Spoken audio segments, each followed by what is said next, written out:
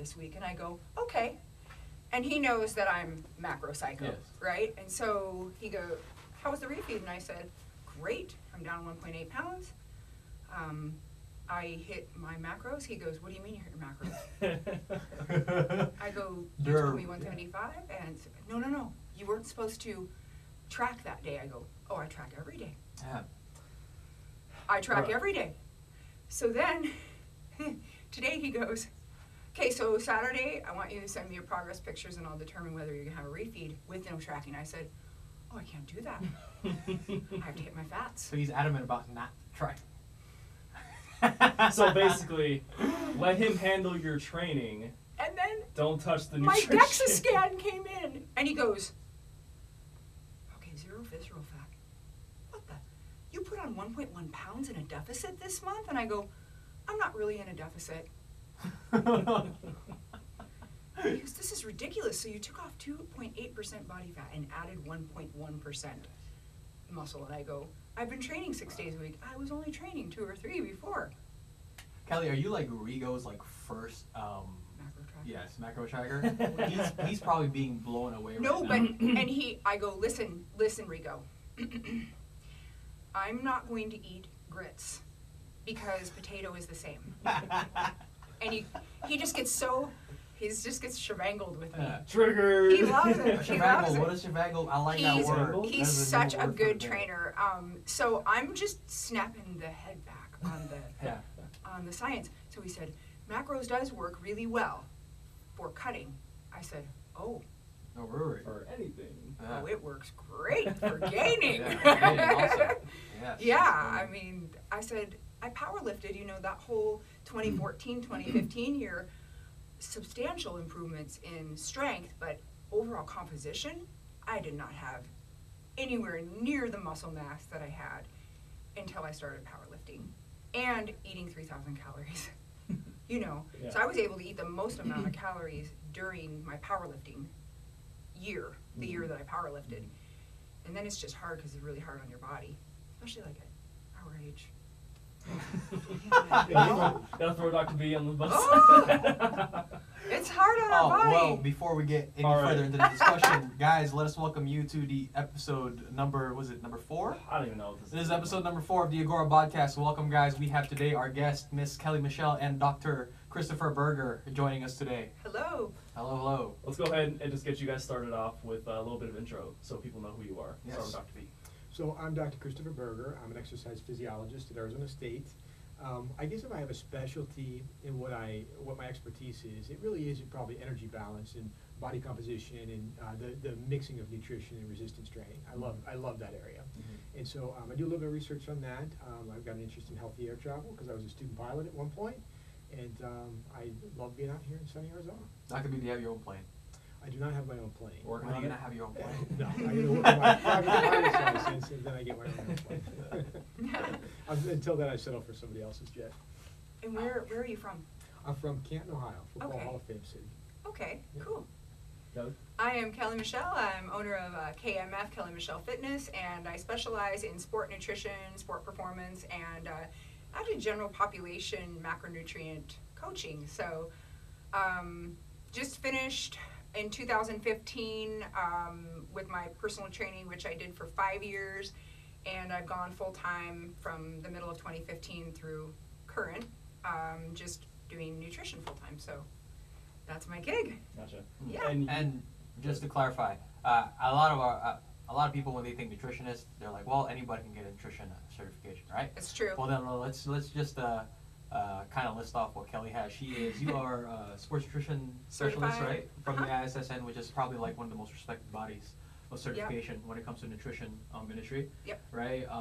Fitness nutrition coach from the NASM. NASM. Right? Uh-huh. Physical enhancement Yep. specialist. Uh-huh. I'm going to be honest, when I first read that, I thought it was like some kind of sex thing. Physical, Some of PED? them, I know, right? Some of those credentials are so, Yeah. hilarious. Or Funky. PES, like Yes. PED, what? Yes. Pedestrian? Mhm. No, and so I do have the PES and CPT through Yes, NASM. and of course, certified personal training. And you just finished your master's degree, And I right? just finished my master's. I'm technically in the externship right now, but Yeah, I don't so- have to do it, so So there you go. it's good. Those are her credentials. Yeah. Dr. B skipped himself short a little bit. Yeah. You have a PhD. PhD, obviously, of course. Doctor. Yeah. Berger, Oh, look yeah. at Doctor. No, you just like to call him doctor. Oh, yeah. No, I do have the degree. Oh, look at that. Doctor who flies. Doctor who flies planes, trains people. Yeah, and I love that his interest is in energy balance and then sport performance, because those two are so important, and people always put the cart before the horse. Yes. They never always put the cart before the horse. They're like, well, I've been training, everything's going great with my training. I'm like, how's your nutrition? Yes. They're like, How's your energy balance? Yeah, well, it could be better. Okay, well, you're gonna be chasing your tail around and around. Yeah. you So know. let's talk about that. Why is energy balance so important for performance, physique, and all these other different contexts of athletes and just? You want me to answer different first? Yeah, Well, let's you guys get can. Yeah. one the other. Ladies Okay. first. Yeah. Okay. Go ahead. What you'll find is there's just, like, when you break somebody's day down, you can have an athlete like a CrossFit athlete, and a lot of the really competitive CrossFitters are very young. So they are very active all day. They don't have to sit behind a desk. Their expenditure is really high. A lot of them are actually college students. They're coming and going across campus. They're training 3 or 4 hours a day, and they're hardly allowing an opportunity for recovery. So what I find with that type of athlete would be completely different than somebody in our age range, or even someone, you know, that does sit behind. Yeah. Well, not necessarily because of our age, but because a lot of us sit behind a desk at an older age because Yeah. we've got desk jobs. Yeah. Or we're spending a lot of time behind the computer, you know, writing our clients back. So actually, when I started with Rigo, he's like, "Oh, you're super active." I said, "Actually, I'm really not. I'm really not. I come to the gym." When we first met, you said you were kind of just maintaining. Yeah, You know. yeah. Not going to gym as often. Well, when you're doing, you know, when you're doing your education, you Yeah. sit and sit and sit. Kind of got to put some stuff on the back burner. You do, which has been such an awesome thing for me to see my energy balance exchange, you know, from before I started the program, because I was lifting for, you know, 5 days a week, doing a little bit of high intensity interval cardio, which is completely different than being in the fat burning zone. I'm on the step mill at level 3 now and barely crawling, and I'm like, whoa, 130? What? You're a machine. This is level 3, you know? And so I really, it's a fine, there's a fine line there between someone eating at expenditure or maintenance with expenditure or without maintenance with expenditure. Most people are far below that. And they think that they're eating maintenance with expenditure, and you're like, no, you have 1,200 calories to get to maintenance with expenditure. Thus, the reverse diet. So when you say maintenance with expenditure, you mean like your typical maintenance and then accounting for all your Activity. Exercise and activity, exercise and correct. all that stuff. Gotcha. Yeah, and you know, and it's hard to measure that, isn't it? Well, that's a great segue to what I would comment on with this. It is very hard to measure. Yes. It's easy to measure, but it's hard to trust the Perfect. numbers. Correct. One of the things that I found in my doctoral dissertation back at the University of Kentucky is that we would bring these guys in their 20s or so, and they, for all practical purposes, came in at the same time of the day, during the same time of the week, you know, during the same season of the year, all these things that we did to keep that consistent, that measurement consistent. And what we would find is that they would come in on a Tuesday morning and we'd measure them, and then come in on Thursday morning and we'd measure them. And there's probably some variance that we can account for with that. But what disturbed me during my dissertation research was that we found that their resting metabolic rate would be estimated to be here on the Tuesday and then be here on the Thursday. And this matters because when we took a look at the variance that we saw with resting energy expenditures, we realized a couple of things. One is that, well, what's the real one? What's the real number? Yes. I mean, we were curious about that. And two, the other thing is that at the time that I was doing my dissertation research, some of the literature that was really popular and being published at the time showed that when you weight train, yeah, you're burning some calories, but your real energy expenditure is following the weight train. 24 hours. When Yes. you run, Yep. you're burning some calories, but when you recover from the run is when you're really burning the calories. Well, the problem with that is that you still have to project what that resting energy expenditure Right. is. And so if you underestimate that resting energy expenditure, then you've overestimated your expectation of what that calorie burn is. Yep. If you overestimate, then you, I probably flipped that, but you probably underestimated what your Yep. calorie burn is. Mhm. And so that's why I always say when people, when I talk with people about energy expenditure and the measurement of that, it's easy to measure. We can do it, Mhm. but you got to be really good at knowing whether or not you got it right. Yep.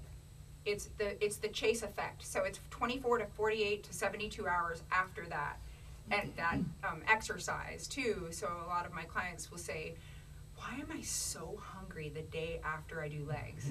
And I'm like, "Well, first off, usually legs is a little bit longer workout than just arms or upper body. Yeah. I'm just hypothesizing. I don't know this for certain, but I would Because say you're usually dry heaving in between sets. yes, and that's You're doing more right. energy, right? All those donuts. Yeah. Only on Saturdays. Only on Saturdays. I see you guys over there, and I'm Only on like, Saturdays. don't tempt me. I just Ah. one person. We don't go overboard with it. I know your macro trackers. You can't put Exactly. 20 in. Yeah, 20 in, yeah. But he's right. It's very, very difficult. You have to look at each individual and look at their trending, and have them give you feedback every day. So now I've changed my coaching system to a voice coaching system. So now my clients have a direct voice coaching system back and forth with me, especially my volleyball players, my CrossFitters, my competitive athletes. And they're like, "Hey, today's workout went great, felt really good on this amount of food, felt really good yesterday also. Tomorrow is the day where I do my 3-hour workout. Let's see how my refeed goes." And then the next day, Yeah. 2 incremental refeeds in a row.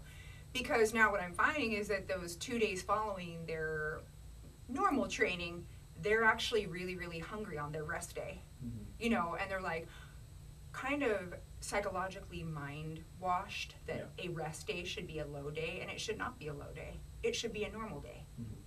Because now you're going to go to the bank empty in the morning when you go back to your training session. So you have no backload, front That's a load. good point. Yeah, so I like keeping people on stable macros and then modifying it to their expenditure to come, and making sure that the next 2 days they still have enough food so that when their metabolic threshold is still high, they can rip through that fuel and not be Do you burning find muscle. this type of coaching effective when dealing with athletes like CrossFitters, where their activity level can vary so much from day to day? Yes, and Like high you intensity mentioned, interval yeah. training. People that do a lot of like HIIT training, and they love that. Because we've gotten, to the group training, this like the US now is just like kind of steering away from personal training into more of group training, because trainers can make more money. It's more fun for some people to train in that atmosphere. I don't prefer it, but a lot of people do. And so, there's just a lot of myth out there, which maybe we can discuss a little bit today about that HIIT training is far superior to going in and working single body parts. It's different. It's different type of expenditure. I have tracked on my heart rate monitor HIIT training, same duration versus weightlifting. There really isn't that much of a difference. The difference in what In calorie, Really? for me, in expenditure for me. So I do 30 minutes of HIIT training, where you cannot talk to the person next to you.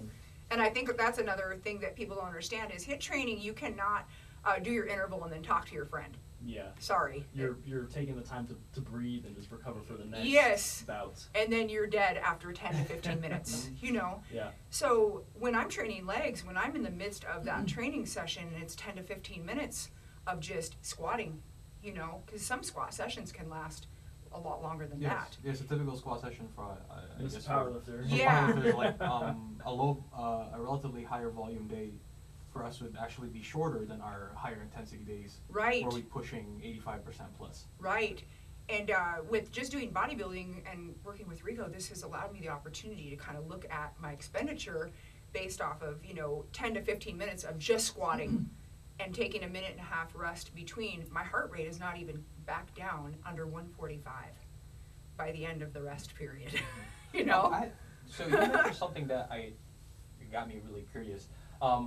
I heard that it's really hard to measure caloric expenditure during the course of a weight training session. It is hard. But you said that you're finding that your expenditure is kind of mirroring what It you're is. doing HIIT, and you're like, how's that possible? Because like from what I've learned and what I've been told, kind of just goes against Yeah. that. Now again, I'm using obviously technology, so and not high-end technology. So what I will usually do is my normal warm-up for HIIT cardio as well, because I want to get warm before I'm pushing the sleds or doing ropes. Then, you know, what I'll do is I'll look at the 10 to 15 minutes that I'm going to do just squatting or leg press, and burpees, push-ups, power cleans. So those type of movements in comparison to HIIT training, ropes, kettlebell swings, walking lunges, that type of sprints. The expenditure for me when I track it is almost exactly the same. It's within 50 to 80 calories. Okay. Yeah. Dr. B, have you seen any research kind of supporting that or refuting that or anything like that regarding? Well, that's a good question. So one thing I should tell people in listening to this conversation is that exercise physiologists have traditionally done a very bad job at measuring energy expenditure associated with what you guys know as anaerobic exercise. Yeah. And so weight training, you know, when powerlifting, that sort of thing, it's classified as anaerobic exercise because your body needs the energy to do that work so rapidly that you're inhaling and transmitting that oxygen through the lungs to the blood to the cells and CO2. It takes a long time to do that for that standard. So we've not done a very good job of that. So what we do instead in the lab or in the gym is we measure your aerobic energy expenditure, how much air you breathe in, how much oxygen you consume, and we can derive from that energy expenditure that way. And so so the problem with that is that it works really well with what we call steady rate or steady state exercise. So when I put you on a treadmill and I keep that speed constant and you're, you know, passing the talk test, it actually works pretty well in measuring your energy expenditure. It does. But we've been talking here the last few minutes about, you know, high intensity interval training and you know, various forms of resistance training. That's where our methods start to fall apart. And so there's a couple of things that have been done over the years. We've looked at lactate production, and there's a way that you can kind of back calculate from lactate production what your energy expenditure is, because lactate is a byproduct of what we call fast glycolysis, which is an energy system that you use when you weight train. You know, you don't see a lot of papers on that, but that's one way to do it. Basically what we do is we measure your oxygen consumption and we call it a day. And it's a pretty good measurement because even if we're not precise in terms of how many calories you're burning, we can tell when you're going up and we can tell when you're going down, and we can do a pretty good job of estimating that, okay, this was a good workout, a hard workout, this was an easy workout. The problem that we run into is with this business of recovery. So when you finish your last set in the gym, and we take that mask off and we think we've got a good sense of what you did during the workout, and we keep the mask on and we have a good sense of what you're doing thereafter, the problem is we can't keep that mask on forever. Correct. At some point you're going to have to eat. At some point you have to use the bathroom. At some point you're going to have to do whatever. And hard so to measure. those are things that in statistics we would say they're confounding factors. They're things that don't contribute to that energy associated with recovery, but it's there and we can't help but measure it. So I've always been critical of papers, and we all should be critical of papers that say, oh, within 24 to 48 to 72 hours after, your energy expenditure is still this. We don't know that. That could be, it could be true. It could be true, but you've got these really troubling, confounding factors. About all you can really say is, well, for 3 days prior to our study, this is what we did and this is what we saw. And then for 3 days after our weight training intervention, this is what we did and this is what we saw. And we see a statistical significance between these two periods. You might be onto something. Correlation. But you got to be careful about what you can do. I tell my clients that too, because they're like, you know what I noticed? And I'm like, I'm so proud of you for thinking for yourself. I'm so proud of you for making correlations, but we don't know that that's causation. So it may not happen next week, just so you know. And they're like, LOL, okay, Kelly. You know, and I'm like, it's okay if it does. Like Dr. B was pointing out, like there's a lot of compounding variables. But even if you could pare it down to the actual physiology, I think a lot of people are surprised to find that if you take a look at the energy expenditure organs of the body, muscle's up there, but it's really your liver. It's your organs. It's your heart. And that all contributes to your energy expenditure, but I don't know a lot of resistance training, you know, aesthetic athletes, bodybuilders who really want to get in there because they want to get their liver, you know. Right. If anything, what they're doing is damaging the liver. You want to drive the gains of muscle. muscle. And so Yeah. you just always, whenever you read a paper, you hear about a study that takes a look at these kinds of things, always have it in your mind that, well, that you're dealing with the body, a whole measurement, and some of it's muscle, and some of it's your cardiac muscle, some of it's skeletal muscle, some of it's cardiac muscle, some of it's your brain, some of it's Endocrine. your hormones. Yes. Yeah, your hormones. Yes. So, I was just going to segue into that because I think that's another area where you have to ask a lot of questions with the person that you're working with. Because people are very afraid still to tell their professional nutrition expert that they are on growth or they're on test or they're on, and sometimes it just comes out like, hey, also wanted to let you know that this, and I'm like, I knew it. Yeah. I knew it because looking at your trending, I could see. Trend? Yeah. Data. Gosh darn it! Kelli, stop running to that line, man. Nerdy nerd kids. Looking at your data, I can see on that you are well ahead of everybody every week on your loss on the scale. Yeah. Okay, this makes sense now, right? So during my dissertation, I had a subject come in for pilot work. So we weren't going to use his data for the study.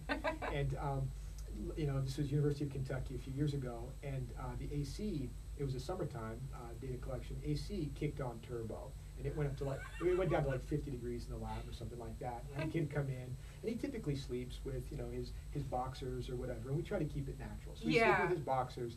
And, I checked on him as we're making the measurements, and I said, do you want a blanket or something? No, I'm fine. It's like, okay, we check on him a few minutes later. He's like, I think I need to get you a blanket or something to warm you up. He's like, oh, all right, whatever. But he's like, I said, we can't do this study and get reliable data if you're cold. Yeah. He's like, I'm not cold, but you totally are cold because what we can see is his resting metabolic rate. We can see it going up, and we can see it going out. He's performing this involuntary thermogenesis. You can totally see it, and I was proud of myself that day because I realized that if we were that, I don't want to say exact or precise, 'cause we weren't. Yes. But if we were seeing that, That's amazing. that's pretty good Yeah. stuff. Yeah, absolutely. And so I knew he was lying. He's kind of like a metabolic lie detector test. No, It's I like, know. You are shivering. You are cold. We I see know. it. I'm like, you are hungry. You are hungry. You keep Does- emailing me at night. Is that what you're like so upfront with your clients? Are like, hey man, if you're on gear, you gotta tell me because I need- have I a need to be question able in the to- QA yeah. now about Yeah. it. I'm like, if you are on HRT, I need your most recent lab work, and it needs to be redone every 90 days to work with me. Otherwise, I have to send you somewhere else. And I want to know who the HRT doctor is as well, only because a lot of these guys go to several different doctors, and they get injections from several different doctors so that they can run up over 1,600. And I'm like, why would you do that? You're ruining everything in your body. And so I did get a client a couple months ago, and he was in a new relationship. They discovered that he was impotent basically. And the new soon-to-be wife was like, oh my gosh, you can't have kids? Oh gosh, she's flaccid. Why can you not have kids? And he's like, well, I ran really high Yes. on my test. Here's my cycle. Here's my cycle. Yeah. And so a very good HRT doctor was recommended. I had heard of him. I said, oh, I can't wait for him to go see this doctor. Sure enough, the doctor was like, listen, you little douchebag.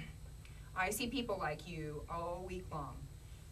You're going to need to do this, this, this, and this. Can you do that? Of course, the soon-to-be wife is sitting there, and he's looking, and he goes, yes, I can. So he just went back. Now, this is 18 months later. They told him he would never be able to have kids, and he is completely ready to roll. Sweet. He's back to normal. But that's what it would take, is just a complete miracle and an overhaul of the hormonal system. So, when you're looking at like metabolism, and I mean, don't hate me, hate the data, right? As Lane Norton says, don't hate me. I work with a lot of 50-plus women, and that's where they're always, oh, I'm in postmenopause or I'm in menopause. They lose just like everybody else if their energy balance is good for them, is perfect for them. Boom. Boom. They do. They are not slower losers. They trend just like everybody else. I have the data. What do you think about that, Dr. B? Oh, I've always known that. I just think, Yeah. I think that this becomes a social issue where And it goes back, for a lot of these women, it goes back to 13. They felt Yes. self-conscious in the gym. It goes back to 18. They felt self-conscious, as a cheerleader. This goes back. Yes. And when you sit down with a 53-year-old, or you sit down with a woman in her 60s or so, and you listen to this is why I always tell my students, some of the best coursework you'll take as an exercise physiologist is actually your psychology, because you have to listen very carefully to what your client is telling you and respond like a scientist, respond appropriately Yes. to that. I've never, and I had a exercise biochemistry professor at Oregon tell us this repeatedly throughout the course. It's not the physiology that's your problem. It's the psychology. It is the way you are approaching this issue. And I think Yep. it's a very important point to note for our viewers and our listeners, is because it's true. I think some of the most valuable coursework you will take is a psychology, because I think it puts that person, the individual person, into context, and you have a better idea of what they've been through. Yeah, So 'cause you it Yeah. takes them away from being like a data point and making them like a person. A person. So you can understand. Yeah. How they're so feeling, that you why don't they're throw feeling this this way. blanket, training program, nutrition menu for them. You got it. It puts them into context. Yeah. So I think that's a great point right there. That's how I built my business. It was creating a community, and each individual contributes to that community, and they all help each other. And so, I have to know them very, very well, Yeah. because I have to know all their weak areas, and there are several. Mm. And so now that I'm done and I've been able to read a book a week, I have actually just been reading tons of books on binge eating disorder, emotional eating, psychological issues with, women in menopause or postmenopausal, because there's excuses, and it's not their fault. This is everything that they've Absolutely, heard. Yeah. Yeah. Oh, your metabolism's slower after 40. Oh, does something just magically happen at 40? 38 is when I just started seeing the best results with my physique, hands down. But again, my hormones are in check. I have them tested every 3 months. I'm on top of it, and that's where I think the deficiency starts to happen, is they don't ever get tested Yeah. until they can't get out of bed. They're that broken. Men too. Yeah, unfortunately, that's a lot of the times, even with like non-hormonal things, just any types of injuries, is Yeah. they don't go to check it out, see what's going on until Until they're hurt. until they're How, hurt. how, Shit hits how the often fan. do you think that people should go in and get regular hormonal testing? Because one of our previous listeners question. from our seminar series, Uh-huh. who I had a conversation with, he was a young guy, and he he looked like he worked out, he looked apart, but he told me that he was deficient in testosterone, and he had it multiple times checked, and he was on the low end, like low for men. Like if women had, if low testosterone for men Is too is high. high testosterone for women, he had testosterone levels lower than what women Yeah, have. I see it all the time. So I would say, this is what I tell my clients: please get your hormones tested once a year. If you have insurance to cover it, there's no reason why you shouldn't do that with your physical, right? I think you should have lab work done. How do you notice if you have autoimmune if you don't get that tested too once in a while, right? Because one autoimmune then can cause another and another, and before you know it, this type 2 diabetic epidemic is growing rampantly because people don't know that they have high A1C, their fasted glucose is really high, and again, those can be different day to day. Yeah. Those can be different day to day. But if you're not aware, then you can't make any changes to your diet, the way you're living. Sleep is so huge. That's why these young guys are getting low test. No sleep, wired, tired, too much caffeine, causing what they quote unquote call adrenal fatigue, which is not adrenal fatigue. It's another issue. It's a greater issue. underlying, Yeah, and we need to figure out what that is. Because no nutrition, no training, nothing is going to fix that until you've got it nailed. And it's hard because these doctors play a runaround game. Oh, I'm going to send you to this specialist who doesn't, can't take you until this month, and we're going to pump you full of this, and we're guessing that it's this. And so it's, it's very frustrating for a lot of people. So that's why I ask, who's treating you? Because I want to know, is the nurse practitioner treating you? Or are you going to an endocrinologist, or are you going to an HRT specialist that does compounding? Who are you going to? Because if you're going to, this nurse practitioner, I want to know, is this the place that everybody goes to get to 1600 instead of, you know, and guys that think they're low and they're 600, it's not low. Some guys do great on 600. Some do great on, some people don't even see any differences in like their libido, and they're at 350, some men. That's considered a little bit low, you know? I know some women that run 180 to 250, and they feel great, and they have no side effects. So it's very specific to the person. I think we have a huge issue, you know, with people just staying up very late, working. They have so much stress, and all of this stress, and then the oxidative stress, I mean, they're just running their system into the ground. What do you think? I think that your body is, the systems in your body that we've talked about so far, we certainly talked about muscle and a little bit of digestive system, endocrine, they all work together. Yes. And so if you stress one system, another system often has to compensate to deal with that stress.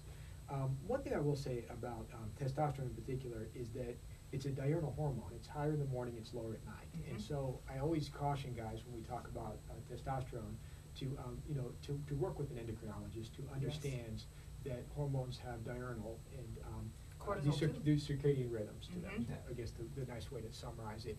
A good endocrinologist knows this. Oh, yeah. And so if you go in first thing in the morning and it's 7 o'clock, 8 o'clock in the morning for your appointment, you should expect to see that those numbers are going to be a little bit different than they would be at maybe 4 o'clock in the afternoon. And that's biology. That's normal. Don't worry about that.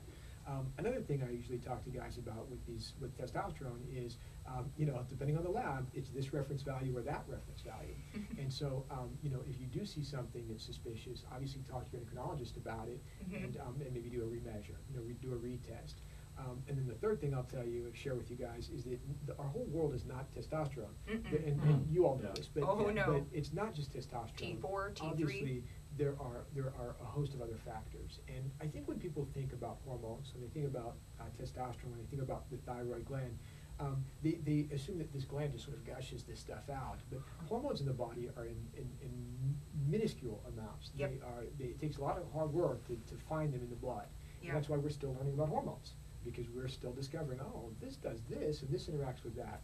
So those 3 points, you know, be careful that you don't see the world testosterone colors. Yes. Make sure that you understand that Yes. testosterone is I measured. like that. What No, color you're does testosterone Don't be? see Red? the world Yeah. in I think testosterone it'd be color. probably That's bright it. red. It probably is If I bright could red. color code these hormones.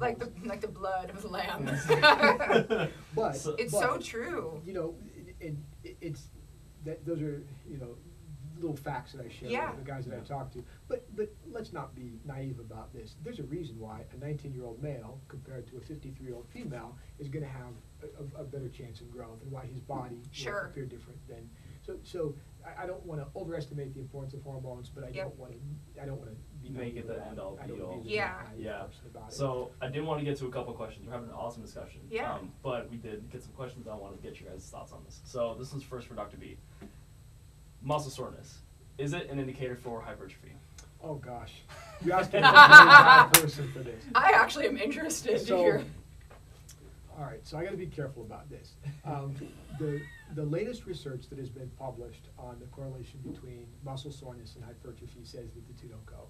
The two are. Yep. You got this, but we talked about correlation before. Yep. The two don't go.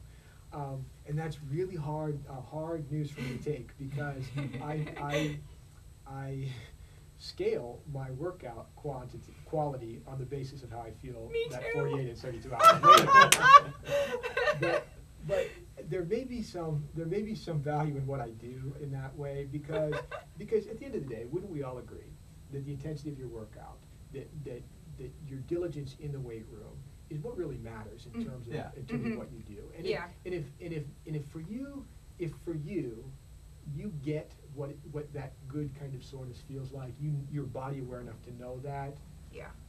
I see no harm. I think where we run into a little bit of a snag is when we have people that we are just starting to work with, and they're not as body aware in that way, and they and they feel sore and they feel concerned, a stiff neck, whatever, stiff joints, and it's hard sometimes with those people to say, this is normal, it's okay, you didn't just develop arthritis overnight. Right. This is part of your body's You're body's building their traps up. adaptation process. But I got to tell you, I'm aware of what the literature has to say on the subject, but I like that soreness. I like that sensation. I like that reactive hyperemia. It's one of the things that I like as a byproduct of my workout in the gym. Well, and Dr. Yeah. B, we got to get you into CrossFit then.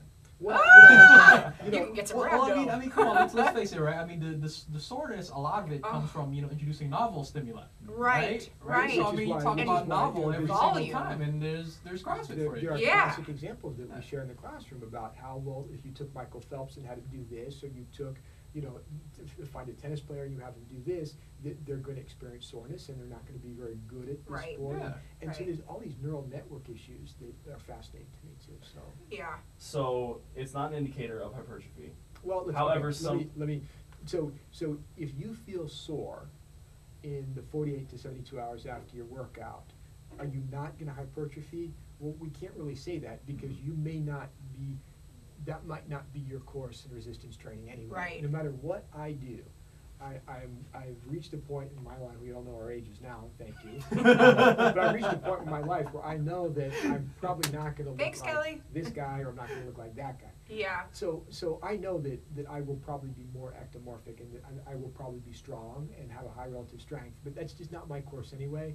But I would not say that you must have muscle soreness in order to Correct. hypertrophy, because there are people, and I know athletes who are right in this box who feel fine. Me too. Almost all the time, Yep. and look at them grow, and Yep. and that's. And then we start talking about that, and there's issues with And they're pain not always thresholds 20 and- either. I have women in their 30s and men in their 30s that are throughout the never lifespan. sore.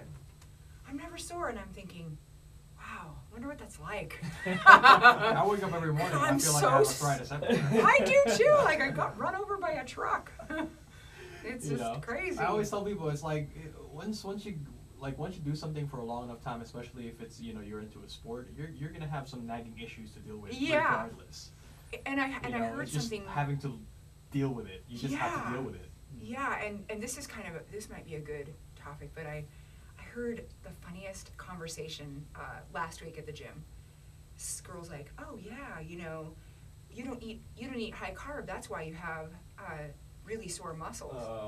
Oh, and I'm like, I just want to go over and bang the glucose monitor.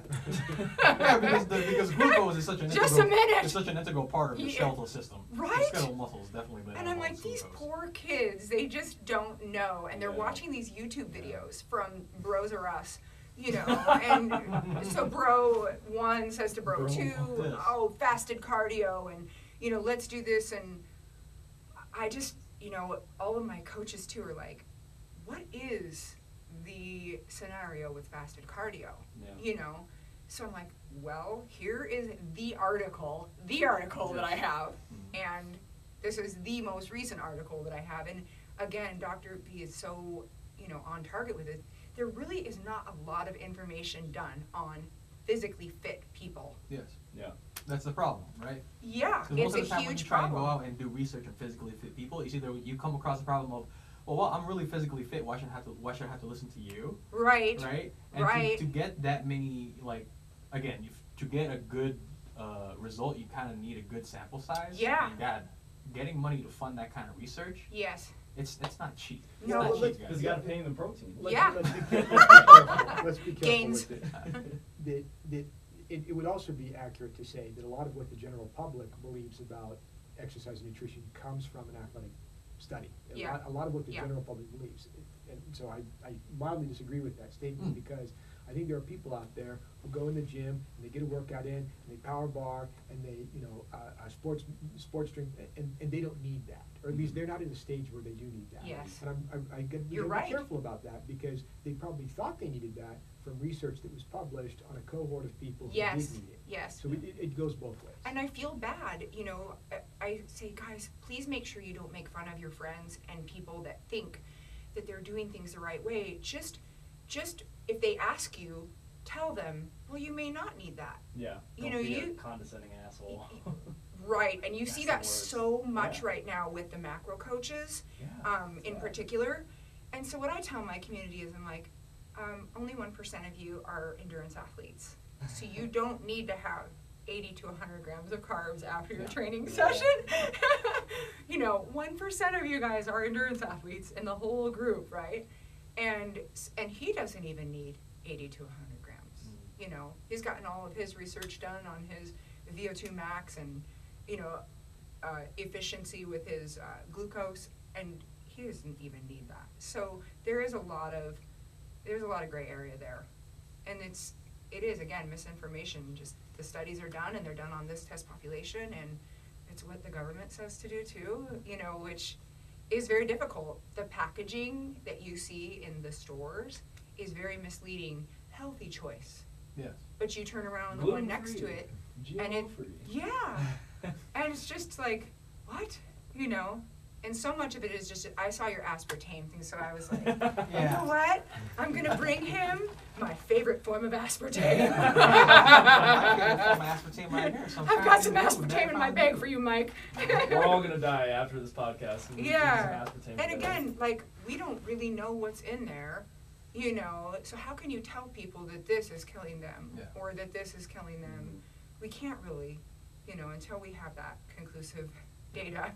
I know a lot of people like to just kind of single out, Yeah. all right, the popular thing right now Fear. is aspartame, right? Fear. Or it's gluten, right? It's the Fear. fear mongering. Right? They pick this out and Yeah. they think that if I eliminate gluten or I eliminate aspartame I'll from my be a diet, and it's healthy gonna be, whole being. I'm gonna be more healthy, right? Yeah. And you know what's crazy too is that sometimes it works, right? And If that's the frustrating thing. Yes. if I take somebody off the streets and Yes. they're overweight and I eliminate gluten, Yes. they're probably going to get a little bit healthier. Why? It's not because I took out the gluten. It's Uh-uh. because I took out a lot of the bad stuff that gluten came Exactly. with. Right? The- Or a lot of the a lot bad of stuff that processed. aspartame came with. Pastas, Yeah. Artificial, all all these artificial sugars Yep. that come with, the preserved foods, the treats and stuff like Mhm. that. They're going to get healthier because not necessarily because I single out aspartame or gluten and took it out of their diets, because I took out all this other crap with it. Yeah, I mean, it just comes back to educating people, on balance, everything in balance, and people are like, why is everybody so successful with you, but they're not successful with this macro coach? It doesn't matter. You have to be able to teach really well. You got to be able to show them, hey, I'm at the store right now, and I'm searching for these foods, and when I shop, and it's live, sometimes I'm shopping too for my boyfriend. He does not track macros. He does not care. He does not need to track them. He does not want to, and I really don't want him to. And he said to me, I really need to come to your house and have some treats. I go, what do you mean? Kelly, I don't like your PB2 peanut butter and apple chips. I said, you love that. Well, no, I just said that because I didn't want to hurt your feelings. And so I was like, you know what? Maybe the way I choose to eat is not flexible enough for other people. Yeah. It's not, and I wouldn't want them to do something that's uncomfortable that isn't, their flow. So I just tell my clients the same thing. I'm like, listen, if you're worried, if you watched, What the Health? Oh my god. Oh, that's That's a what whole everybody's other talking podcast. about, right? 200 emails that week. Yeah. Should I go vegan? And I'm like, fear mongers. And nobody decided to do it except for one person. And Have you after- seen that documentary yet? What I've the not. hell? you You should see it. haven't. No. Have you seen anything about it though? No. You should watch it. That's why I like talking to you guys. I learn all these things. You were kind of. So we'll talk about this a little bit later. Yeah. His flair was kind of tempered the other night because the ACSM just came out with this ridiculous position statement on protein that was extremely misleading. No, they quoted a study that was recently done. Yeah. So Oh, okay. yeah. I wish we could talk about that, can we? Yeah. Oh, absolutely. Oh. Yeah. No, they disagreed with everything I said. So They did? Oh yeah. Oh. Well, it I started wanna out hear pretty this. good, but then the texts went back and forth, and And then it became a shit show. So Yeah. Oh. So it's because okay. So here's the thing, right? So the study that they showed us, right? Uh-huh. So I skipped reading the title and I just went to the study. Oh, And let me okay. so pull up I- the title. Yeah, Go ahead, go ahead. Yeah. where was this posted? This is on ACSM Yes. blog. Yes. Oh, okay. Yeah. ACSM. So we want Okay, to talk about. ACSM. I'll pull up the. So all Okay. all the data that they talk about, Right. it made sense with the literature that's already out. But the title was extremely misleading. Okay. And okay. what if somebody from the lay public came in and read that title, what they would assume is that protein is not necessary for improving anything related to, you know, like muscle of performance, strength gains, anything of that sort. Okay. Right, ready? So, Okay. Protein supplementation to enhance adaptations to resistance exercise training, not supported by scientific evidence. Okay. you see how that title is so leading? Yeah. Like it doesn't put into context the individual, or it Okay. doesn't put anything into context whatsoever. Yep. Well, in fairness, these authors may not have picked that title. You know, that Truth. that may have Yeah. come in and To somebody spark else- conversations. Yeah, to Yeah, spark yeah. conversation. So, you know, we have to be careful. You I know, mean, that's true. We do. Yeah. I think that to summarize that off the record conversation texting that we had a few days ago is, it goes back to what we were talking about with the importance of education. Yeah. It's always phenomenal to me how we live in sort of like a world of diabetes. Like, it's the way I think about it. There's all this glucose out there, but none of us are actually taking it in, so we're living in this sort of diabetic knowledge base. And, Yeah. and I like there's- that there's- too. There's good nutrition information out Yeah, there. there is. There's good exercise physiology out there. Is it perfect? No. No. Is it complete? By no means. But we kind of know some things by Yeah. now. And we kind of know not to do some things by now. Sure. And what's phenomenal to me is how, even when you think about the basic level of knowledge that could be attainable by the average person, you go look at what they put in their carts at the grocery store, at the superstore, and you think, it's like you just didn't listen to any of it. Nope. You just didn't listen to anything. No, And because so, psychologically they are not there. well, I think, yeah, they're not, but They're like, like oh, for- next week we'll start it. for many of us, I always see food and eating as an opportunity to do something good for my body. Yeah. Would you see me I show pictures of me at Blaze Pizza. Would you Yeah. see me at Blaze Pizza? Yeah, but that's not my diet. Like, that's not how I habitually eat. Mm-mm. And when I do go to Blaze Pizza, by the way, it's gonna be bread, sauce, some tomato, and a little bit of cheese. I don't drizzle anything on it. Yeah. I don't pile anything on it. And Yeah. so even like to that extent, that for me is a treat. It's a moderation thing, and I Heck enjoy yeah. doing it. But Blaze it's is not awesome. what I. Blaze Shout out is- to Blaze. I want Shout out to Blaze for the macro tracking. Yeah. I want Yes, a Blaze very good. sponsorship. Yeah. Very good. Blaze sponsorship. Very good pizza.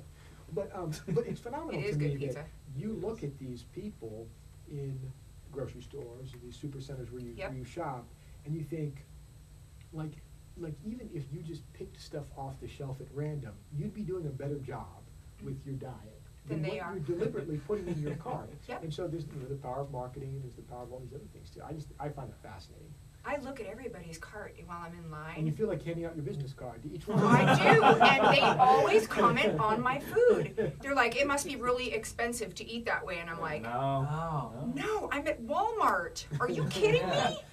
No, Maybe it's if you go to not. Whole Foods and get the same Yeah. stuff, you're gonna Yeah, spend like yes, $100 $350 more. compared to $175 to $180. Yeah. And I actually did the grocery store comparison, Mhm. and my clients love that. They're like, oh, this is terrific. I should do it again. I did it in 2015. Yeah. And it was amazing. And even then, back in 2015, Walmart did not have nearly the type of organic and, higher quality food that they have now. They actually have grass-fed beef there, I found last week. Yeah. I was like, what? Again, we don't really know. All we know is what's on the package. So, you take a stab at it. But people are, like, they're fascinated. Why is it's the same exact product, why is it so much here? And I'm like, guys, it's business, Mhm. Every store, It's the label on that package. Yeah, it's Right? the label on that You're package. gonna go to Sprouts. If the Sprouts label is on that package, Yes, you're gonna pay more. and it's their generic brand, and Yeah. there's this and there's that. But I look at these cards and I'm like, oh my gosh, there is no protein. It's exactly what I see when I get an intake form. All fat, moderate carbs, no protein. Highly palatable foods. Highly palatable foods, highly If processed. any meat, it's Processed meat, red always. Yeah, but let's Fatty Trans let's fats. define palatability, because I think when you eat a healthy diet, You even want for that. me in a short period of time, Yeah, palatability changes. it Like, does. I That's don't true. have, I go back. So I'm from Ohio, and I go back to Ohio, and it's a week in Ohio with friends and family. Yeah. We've got a great pizza shop there. I'm gonna have some of that pizza. Yeah. We've got a great bakery there. I'm gonna have a little bit of that. Yeah. When I come back out here, I do admit that there's a period of adjustment but I lose that taste. Do you still crave that when you get back here? No, well, I said there's a period of adjustment. Yeah. I go maybe half a week. Okay, Where I'm yeah. thinking, gee, it'd really be nice to have this and that. But first of all, I don't have that stuff in the house. I just don't either. I just don't. So that's an easy way to discipline yourself. But all of a sudden it starts to be the case that I like the sweetness of grapefruit or an orange juice in the morning, and that satisfies me. Whereas I think a lot of Americans, that's not satisfying to them. They need the sugared up, or they need the syruped up, or the high fructose up. And one of the things that I've tried to convince people over the years is, you think it's going to be hard, but it might be easier than you think. Because after a few days, maybe you've been on this diet for longer, so maybe after a few weeks, you're going to start to see that your palate will change. Yep. And all of a sudden, you're going to taste something in fresh kale, really good fresh kale, that you've never tasted before. And all of a sudden, you're going to like that for lunch, or you're going to taste something, a sweetness in dried cranberries, or you're going to taste, maybe a little bit of a savory in a grilled rosemary, and that's it, chicken breast, that you may have missed before, because you're just so saturated in your palate all the time with all these things. And so if you're listening and you don't, you're watching and you don't want to do this, it might be easier than you think. Yeah, I think it's fairly easy. And even like with hiring a trainer, he was like, hey, I want you not to eat so much sugar. And I go, well, that's fine, because I'm actually insulin resistant. So I eat under 20 grams every day. Well, I'm eating 2 to 5 grams of sugar a day right now. I do not crave sugar at all. And I'm not making a correlation. I'm just saying, I used to crave sugar crazy when I was eating it. I'd be like, hey, but it's probably because with flexible dieting, I was able to have it. Yeah. So that opened up a whole new arena of like, well, if I want this today, I know I can have it. Yeah. And I wouldn't be as conscientious about not. Well, now we're going back to the psychology, because it's correct. When you go from like a clean eating to flexible dieting, you pretty much demonize like sugar and all this stuff, and you put it like in this box of things that you shouldn't have. Right. And I think it's safe to say, when you tell someone don't do this, they want to do it. Yeah. Don't eat this. Right. They don't want to eat it. So when you get rid of all the boxes and make everything up for grabs, right, I think people kind of crave it less, and they understand that, hey, I can have this. And it's so sweet now. Like I had a couple bites of cookies and cream slow churn ice cream. Ooh. Bomb. It was so sweet. I don't remember it being like that before. That's another thing too, is when you stop eating as much of like ice cream, cookies and stuff, it tastes so much better when you do. Oh, it does, yeah. It's so much and it's better. like pizza, I don't really go out to eat because I track my food and I measure everything. Yeah. And especially, if you're gonna prep, you gotta be that precise, but to be able to like go out and taste I know exactly what you're talking about with the basil and the fresh thyme, and I never tasted that stuff before. He is right. Yeah. Because I did have a saturated palate. I was eating a lot of salt. I do eat a lot of salt by nature, but I was eating a lot of processed food. Well, to be quite honest, salt is really what makes a chicken breast tolerable. A chicken breast, not a chicken So thigh. good. You can get away with the chicken thigh. Yeah. Yeah. Chicken breast, you have the salt. If I just had plain old chicken breast, I think With the flavor god, you're like, this isn't good enough. Where's all the processed? Yes. So I'm gonna get to another question. Yeah. Because there's a whole bunch we've only got. Yeah. Oh. Let's do like a quick lightning So round. This is such a good topics today. So this is for Kelly, Dr. B. You can comment on this as well.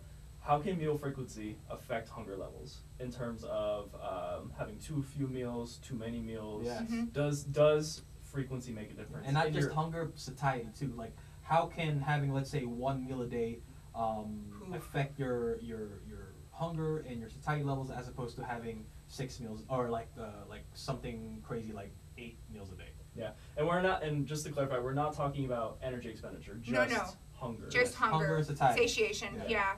So when I first was turned on to meal frequency, it was in listening to Dr. Lane Norton back in 2012. And he was talking about the difference. He's like, everybody's out there. Let me just squash this. your metabolism is not faster if you're hungry every 2 to 3 hours or you're feeding Kelli, yourself. if you're trying to emulate Lane, I think you have to be a little bit louder. Than Oh yeah, Little okay. angrier. Yeah. That's under the squat rack, right? But no, so I was listening and I'm like, well, I wonder if this is an insulin issue. Mm. You know, I wonder if the reason that people are training their bodies, you know, is partly an insulin issue. So I started thinking about that. And again, I didn't go back to get, you know, further education until middle of 2014.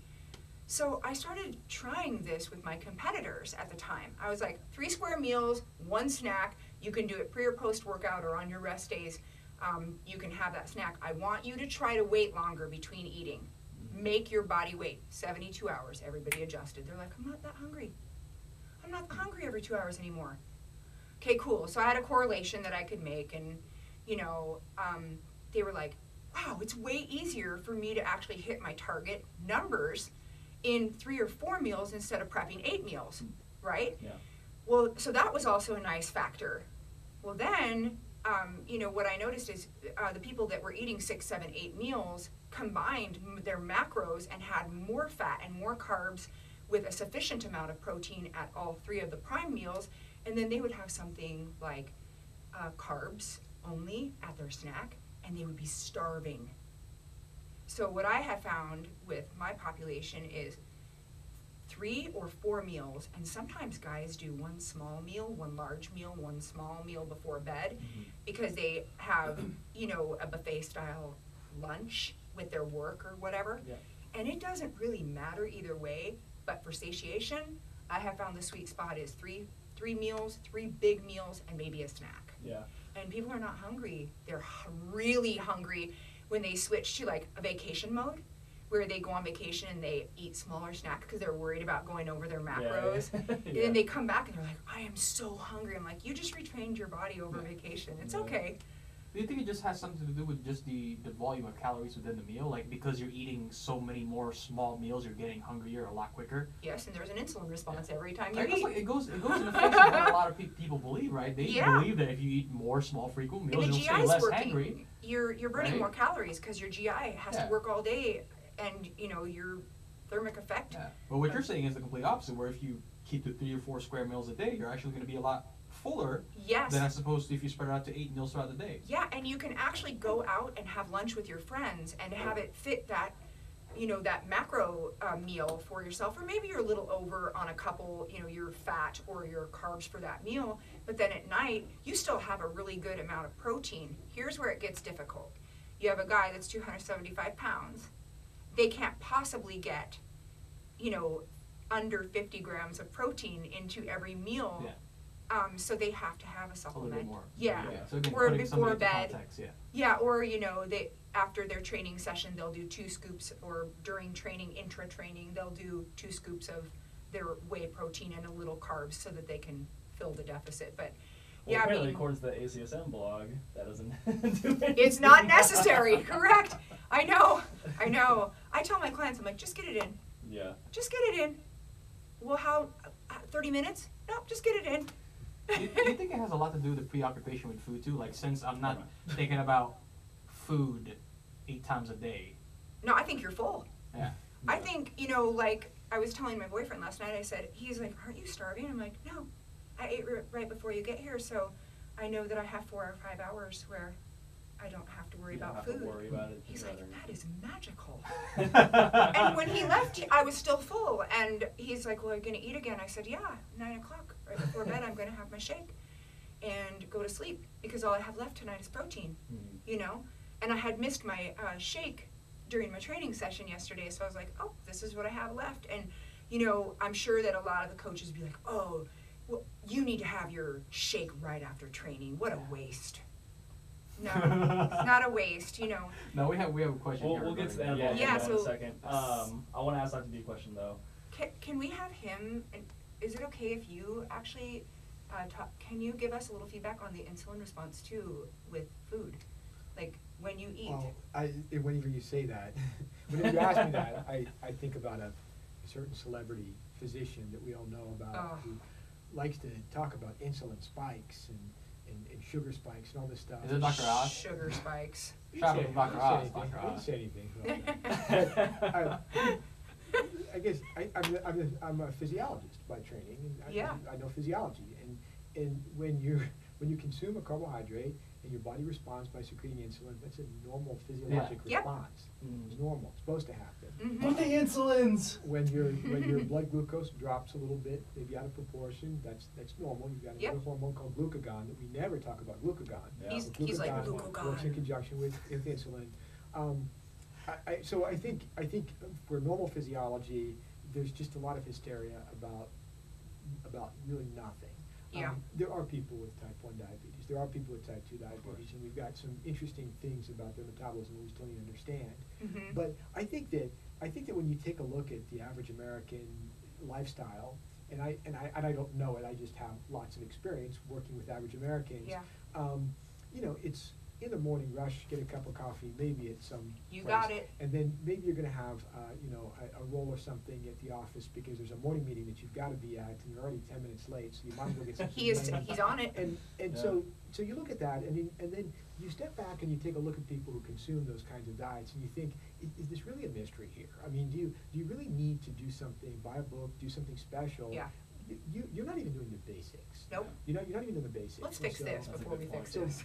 you know, calm down, and then we can start talking about Yeah. maybe your hormones, or then we Yeah. can start talking about, You- getting you're ready to so decide, right. but- So that reminds me of what you pointed out earlier, was that you're putting the cart before the horse, right? It's like Right. they want to go out and buy that book about insulin, but Well, they I haven't mean, fixed Because Yes. it's the sexy thing to do. Yeah, they Well, haven't- it's the the quick thing that fix. fixes the problems, as Yep. Michael suggested. And you can't blame people for thinking No. that. Yeah, They, absolutely. they look at this and they think, well, what where can I start? What's one thing I could do to fix this problem? And you can't really blame people for thinking about Nope. things like that. But Quick fix. sometimes I think it takes a third party to step back and say, you're operating on 4 hours of sleep. Yeah. Yeah. You didn't have breakfast this morning. Or You're ever. making these demands from your body, and your brain is part of your body, by the way. You're having to make decisions at work, you're having to be attentive at meetings, pay Yep. attention when you're driving the car. You're putting these demands on your body, and you're perplexed that it's not Yeah. performing. Well, okay, let's take a look at this. And I'm guilty of it as well. Oh, You know, yeah. I'm a college professor. I probably need to get more sleep. There are times when I'm probably just, gonna make something real quick in the microwave. Mm-hmm. And I know, but that's not my habit. Yeah. And so I work on that, and other people got things they gotta work on. Yep. No, you're so right about so that. I would say the takeaway from that is just make small little adjustments and changes to the lifestyle that you're living now in terms of Well, diet, I can nutrition. summarize it even more There you go. efficiently. What's the problem you're trying to solve? Yeah. Mhm. What's the problem you're trying to solve? Are you trying to solve a problem with energy during your day? Mhm. Well, let's take a look at your sleep, and let's take a look at your nutritional intake, because Mhm. it may be between those two. And Yeah, you oh, like the easily. combination. Yeah. Between those two, 90% of your problem is gone. Yep.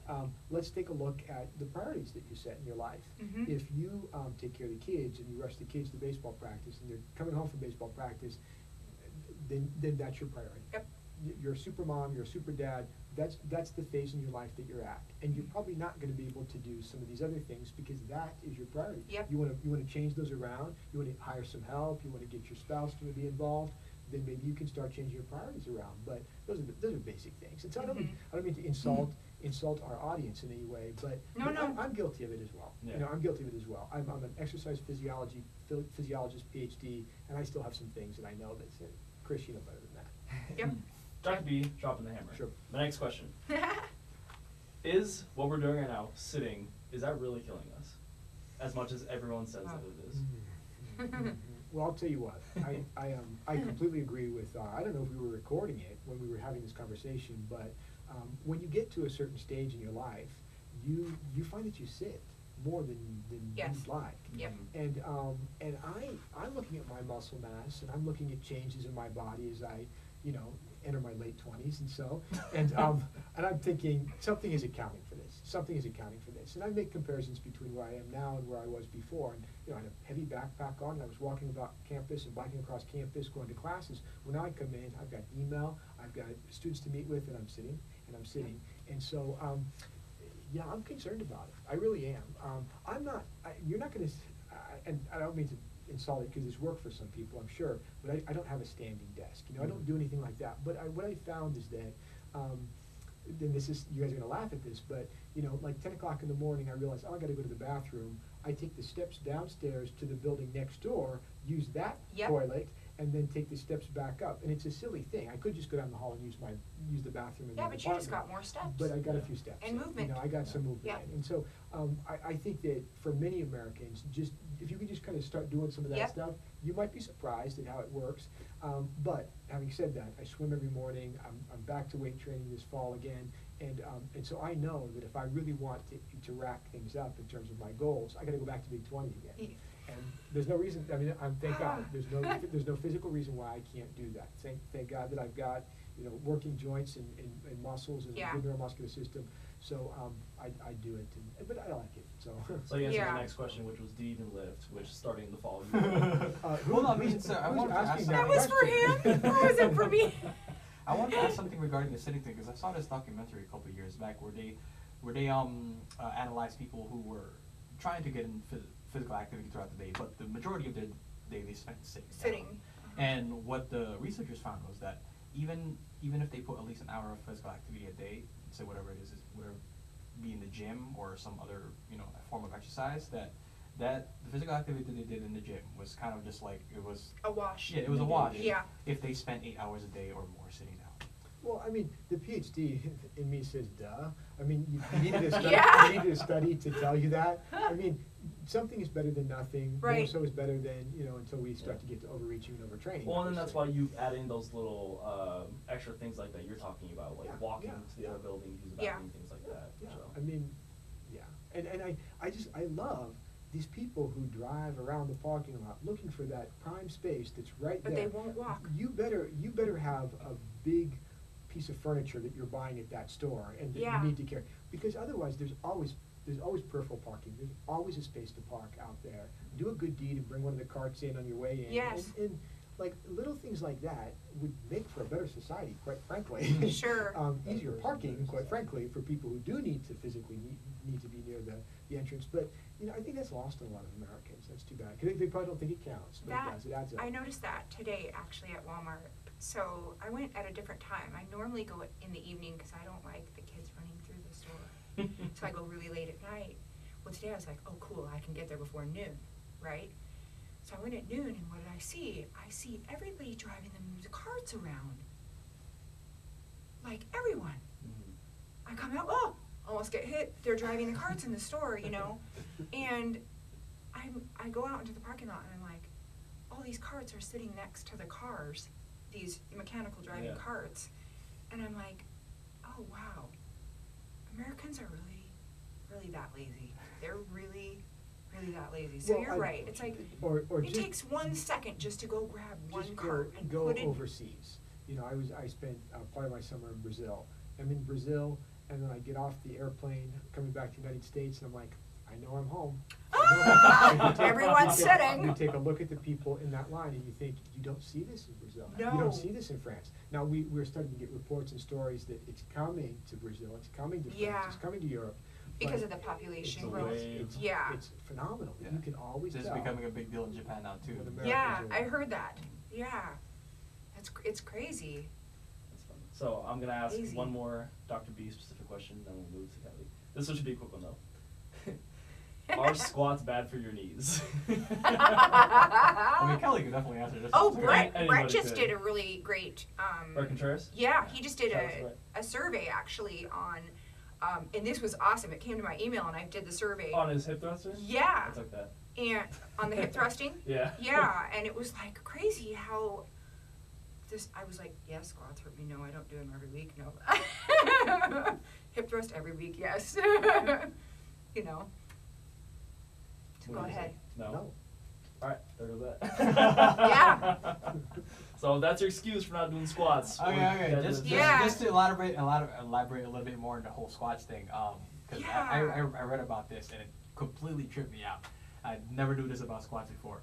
Is that apparently people are worried about squats, right? And that if they squat below parallel, it's gonna put too much stress on this joint right here. Yeah. So here's the thing, guys. If you don't valgus collapse, there's no issue. The most amount of stress on that joint actually comes for the first 15 or 30 degrees or so Of the drop. of the movement. Yeah. So if you're doing this to save your knees, this is actually putting the most stress in your knees. Yeah. And then that's when they usually load up the bar with Yeah. like. So this is 110% doing the of most the harm lower for your backs. knees. Yeah. Not the full squat. It's this. So I For went- those of you who are watching on the audio, Jay is doing a squat right now. If you Yeah. want to see Jay squat, go on our YouTube channel. Yeah. I watched my boyfriend squat for the first time a couple weeks ago, and he was like, I am so humbled by you. Because I go, oh, stop, oh, stop. And he's like, what? I'm like, oh, it was hurting me to watch. Oh, okay, put the bar in the rack. Hopefully he doesn't listen to this podcast. No, he'll be great. He's like, I'm so coachable. No, and Let's work on some air squats first. here's the thing. He had just gotten finished complaining to me that his legs don't grow. And I'm like, well, let me look at a few things. Let me look at a few of the mechanics here, and let me see what you're doing. So I put the band over his knees, and he made him squat correctly 20 reps, and he can attest to this. He'll be like, yes, it was brutal. He couldn't really finish the 20 reps with no weight, doing it correctly, without a valgus collapse. Yeah. So he was completely inward. Knees caving Squat. in. Ah! Yeah. And I go, you want to know why your lower back hurts? Mm. First off, you're squatting way below parallel, and your knees are almost touching. So yeah, I think people always, they go, oh, my knees, I can't squat because of my knees. That's the number one excuse I hear about squatting. I can't squat, I have bad knees. I'm like, And granted, for the Let's most take part, a picture for 'em. for It's most your part, form. there are going to be people out there who can squat because they have limitation on their knee. sure, But that doesn't mean Sure. they can't do That's a like- squatting that's like the motion 0.1% with they some could of do the a tap populations. down, Yeah. you know. That was pretty good. That was pretty good. That was pretty good. Heels. Oh wait, no, that's not heels. That's flats. Okay, I thought you were heels. Yes. I was going to be even more. I've been working on those Bulgarians too. For those of you listening on the audio, you're missing out on a lot of really good stuff. Yeah. There's a lot of movement in here Yeah. today. Alrighty, Kelly. Yes, Miss Kelly, get it? Miss 'Cause Kelly. MS. Oh. Miss. Have you noticed that? MS Kelly. Yeah. Okay.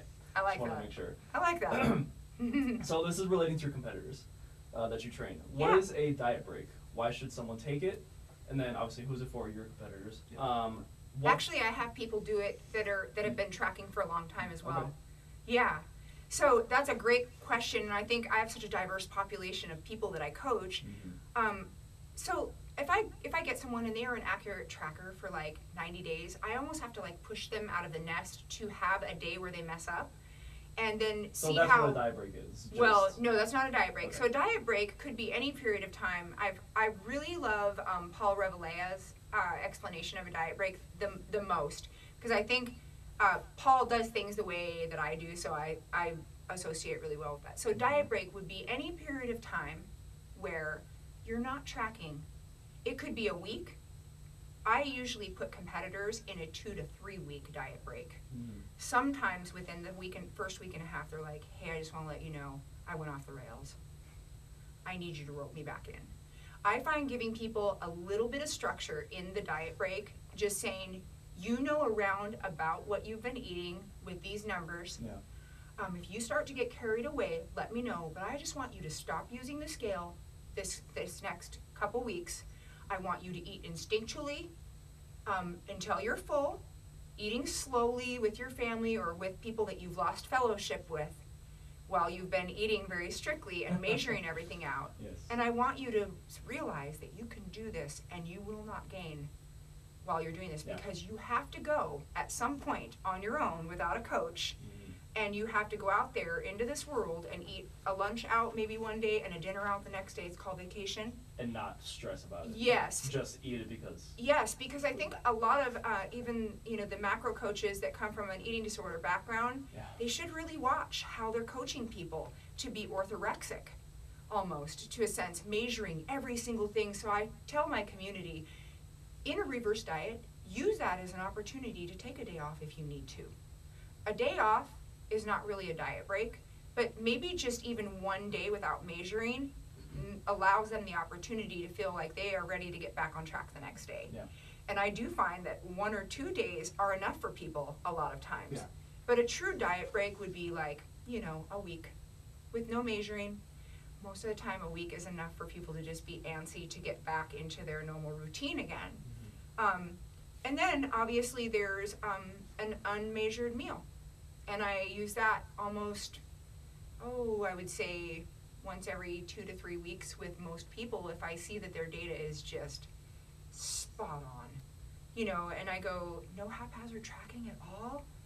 No, I don't really have a life. Okay, well, I get that.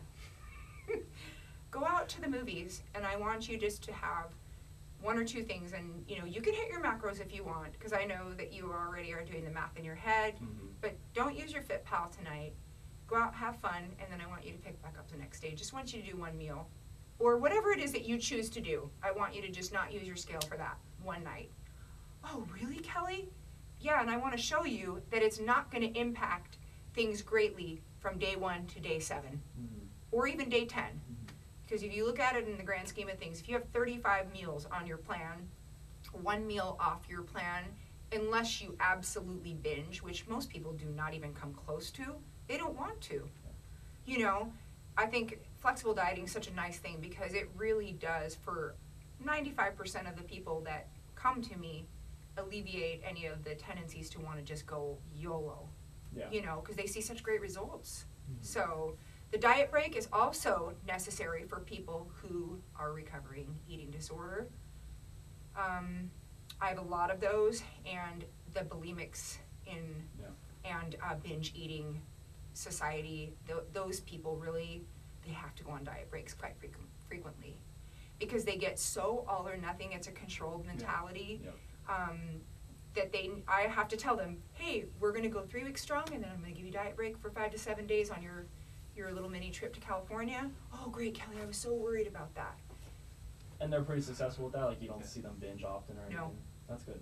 No, now, once in a while, if somebody's been very, very rigid for too long, they will have a binge, and they'll tell me. I actually had one this morning, and she was like, I'm turning myself in. It's today. I did this last night, and I'm really ashamed. I said, don't be ashamed. At least you told me, and you didn't not send your data for 2 weeks. That's what, when I first started coaching, that's what I would see. Now I'm like, hey, just checking in. How's everything going? Turn themselves in. And, I think if someone pays you that type of money for coaching, I tell my community, if you fall down, I'm your coach. I need to pick you up. So, and I need to dust you off and get you ready for tomorrow's game. Not, what we did today, let's just finish strong. And then tomorrow we'll go into it and hopefully have a more successful run at it, So some people look at flexible dieting as like, oh, these people just go and they eat whatever they want, and that is not true. No. But if you want to have... You saw Jay and I's meals last night. It wasn't... Yeah. It's not what you think. But I mean, like, is 1 serving of grits different from 2 corn tortillas? It's no different. It's exactly the same macros. Well, I mean, to be fair, Kelly, there's probably something really magical about grits. Oh, grits is amazing, actually. So we're going to take a quick break. There's a little bit of fairy dust on there. Yeah. So we're going to take a quick break because I need to adjust the camera. So. Okay. So, on the topic of flexible dieting, if it fits macros, all that good stuff, do you, with your clients, see disordered eating behaviors even on those types of plans? Yes. Yep. Elaborate on that a little bit. Why do you think that is? Yes. I think that a majority of them are athletes, semi-pro, people that had a lot of pressure from their parents and coaches when they were younger, a lot of gymnastics. Sports where weight and body image was really a focal point. Gymnastics is one of them. Hugely, and ballet and dancing. So a lot of those women come, and I would say 50% of them just remain in the same place, and they just cannot wrap their head around the concept of flexible dieting, and they don't see any. Now the other 50% are, hey Kelly, I cannot believe how much this has changed my entire life. Thank you so much. I've relieved all the guilt and all the, food slavery from my life. Now it's still a work in progress. Those are the ones that are actually able to look at themselves as the common denominator. And they see that the picture is big, far bigger, because I will usually recommend 3 or 4 books to them, depending on their eating disorder.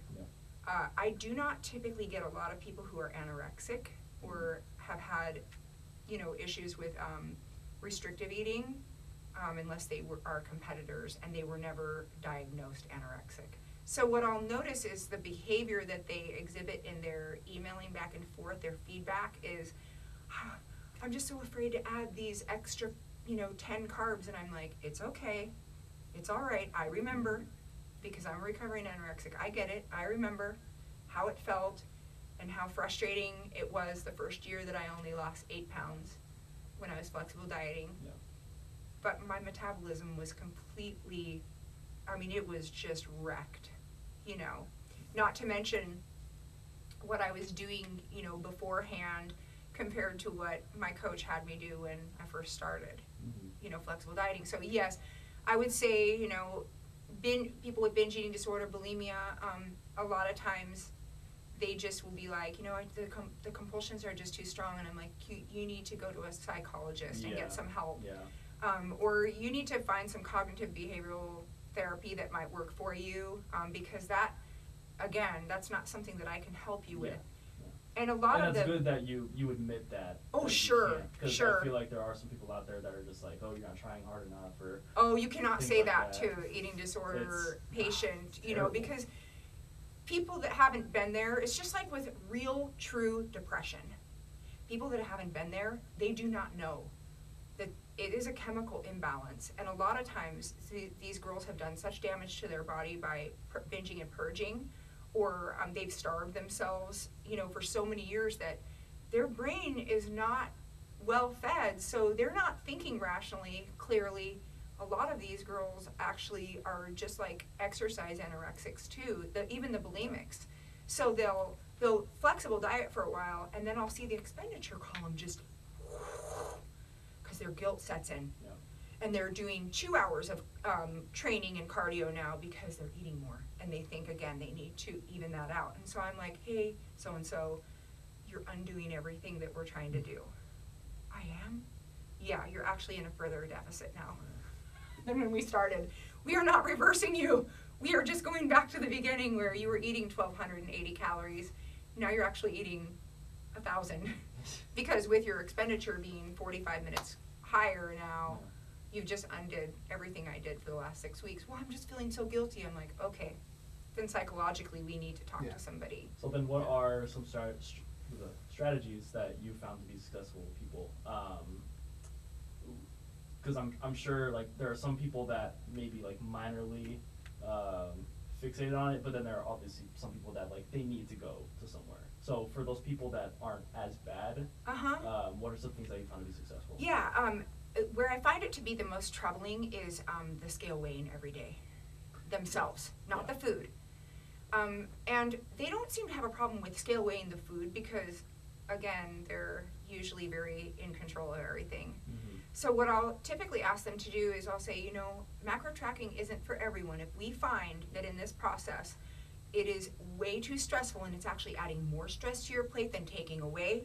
Well, you can even just be changing a disorder for another. Sure, that's what I think fitness competition is for a lot of people, and I am completely guilty. When I first went into competing, I found a trainer and I thought to myself, well, if I can't starve, then here's what I'm gonna do.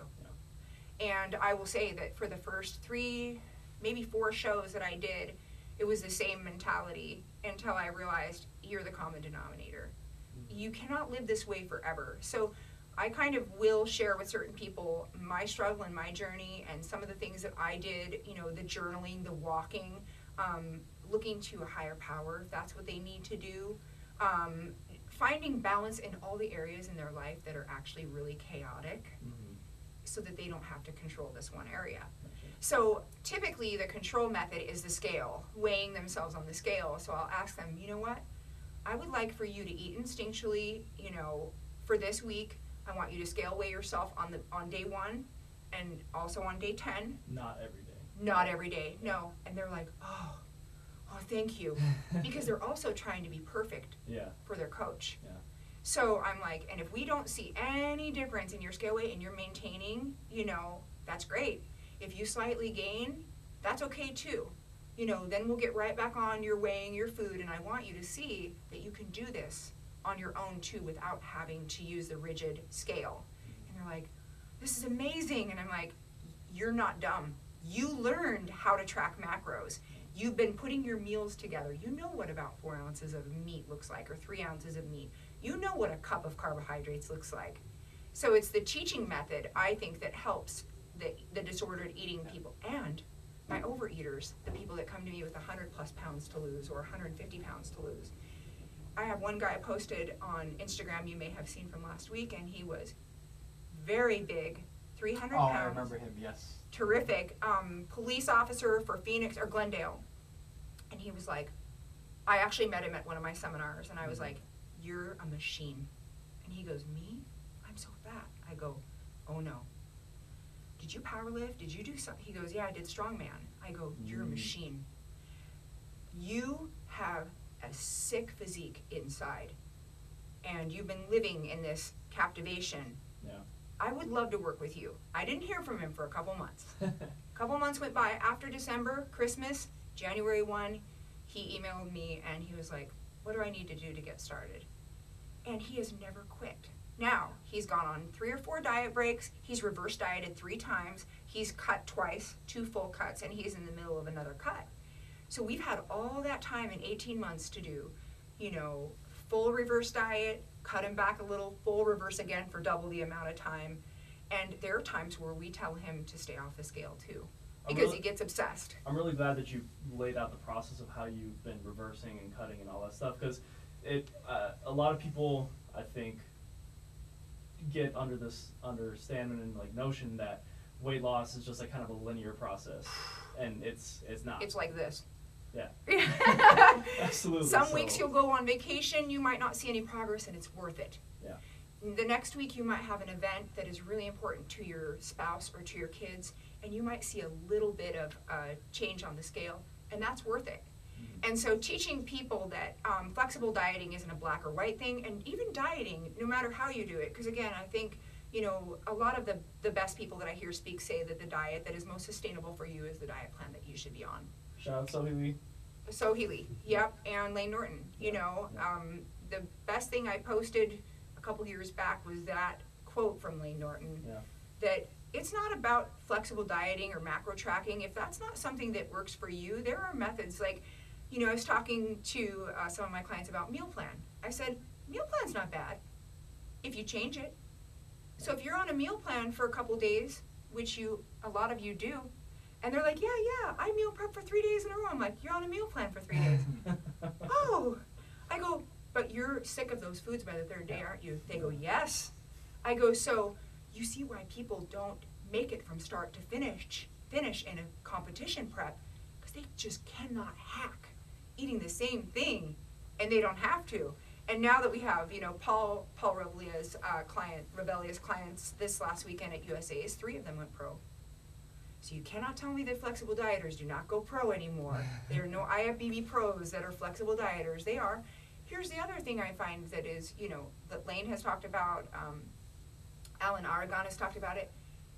How are you not tracking macros if you've been eating on a meal plan your whole entire prep? Yeah. You did track macros. In fact, you tracked them really, really strictly. Yeah. And you had no flexibility because that's what you were willing to do. And again, I'm not knocking those people because I did it. Yeah. And it was terror hard. So hard. But now it's not that hard because it's like, you know, you can see that side and you can see the other side. So there's light at the end of the tunnel. So I think with a lot of the competitors too, their eating disorder related behavior comes out a lot of times after that first show. Because they're like, I have no goal.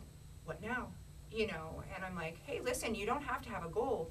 But my goal for you is for you not to go out and binge and then gain unnecessary body fat. It's for me to give you a new set of numbers, have you hit those. Let's hit them loosely for the first week or so, and then I want you to tighten them up. Because I've also seen that flexible dieting after a show can have the same exact effect. Maybe people the last month or so choose to pick cleaner foods. I see this. You know, I've not only done a couple people's prep while coaching macros, but they tend to the last month panic, even though they're totally on track. They go to the bro foods and they start eating all bro foods. And they're hitting their macros, which is okay, but now they're not having any sugar, they're not having any of this. They're not miserable. And they're pretty miserable, and they're still looking forward to having the binge meal after the show. where I think that is not necessary, Yeah. you know, and so then it's hard to rope them in after that because now their palate is Again, it's changed, Yeah. shifted again. it is shifted again, and like Dr. B said, it takes like 72 hours, you know, or half a week to get your body to go back to what you've been doing. And I do find that that's actually a pretty relative number. It's 3 or 4 days for them to start feeling like, oh, okay, this is satisfying. It might not be the Domino's pizza that I had for the last week or so, but this is satisfying. Or I'll tell them, you know, make your pizza at home. If that's what you're really craving, make your pizza at home, make your burritos at home, make your burgers at home, make them more high quality if that's what you know, need to do to break out of that cycle. So, but scale weighing is, I would say, you know, limit the scale weighing. Coaches, if you're coaching people and they're prior eating disorder, if you're not educated on eating disorder, please get educated or work with somebody that's really good at it. I always send anyone who I feel needs a registered dietitian to Avatar because my really good friend and the writer of Reverse Dieting on bodybuilding.com, Katie Coles, she's phenomenal. She's full right now. So a lot of times, you know, if I can't get them over to her, I have another RD that I work with here in Arizona that is really, really good too. So. Isn't Katie Coles the one who helped with Avatar or no? Yeah, she's the owner. She's the co-founder. Co-founder. Oh, name's so familiar. And Mark. Mark Yeah, Springer. Mark Springer, he's awesome. And I've been really satisfied too with Avatar. I think if there's a problem, my clients that have been tracking with me, sometimes they just want to go on, you know, a basic maintenance plan, and Avatar works great for that. Yeah. They still feel like they, you know, can go into the system, update things. They don't get the personal coaching as much, but, you know, I think it's great when people know how to track macros and they just need to check in, or, you know, they're in a kind of a maintenance phase, or maybe they decide to change their goal. Yeah. It's a great place for them to go. And Mark's awesome about responding back to questions personally, you know, where some of the systems that you go to have no response Yeah. system. Without sounding too much So- like a commercial, I know I use Avatar, Jay uses Avatar. Yep. It's a cool system. Yeah, I was really pleased to hear you guys doing that. Yeah, Especially with your powerlifting. For anybody who can't really afford. Yes, coaching. You know, a personal coach for nutrition, then Avatar is probably your next best bet. It's pretty cool. Yeah. And I actually met with Anthony Kalova, IIFYM, last week, and he has a really cool feature coming out. He has Macro Tracker, and it's a new tracking app. Mm-hmm. In that feature, he has like 5 or 6 new components that are going to be really awesome, which I won't talk about because I don't know if I'm at liberty to talk about it. But I came up with a concept, and he and I were kind of talking back and forth, and I was like, dude, this is going to be really great. You know, I will have several people that I know will need to use this system because they can't count. They can't add and subtract. And I do it for them every night, so that's how I know. So that'll be cool. And then I'm just waiting for, you know, the app to come out where people will be able to do their meal planning for macros according to the app. So, Sweet. yeah. All right, so Kelly has to leave in a little bit, so I want to get one more question that both of you guys can answer. We'll get Kelly first so she can get out of here. What do you guys think needs to be done to fight the obesity crisis? That's a tough one. That's a loaded one. It's a loaded one, It but is. you know, So what's I next?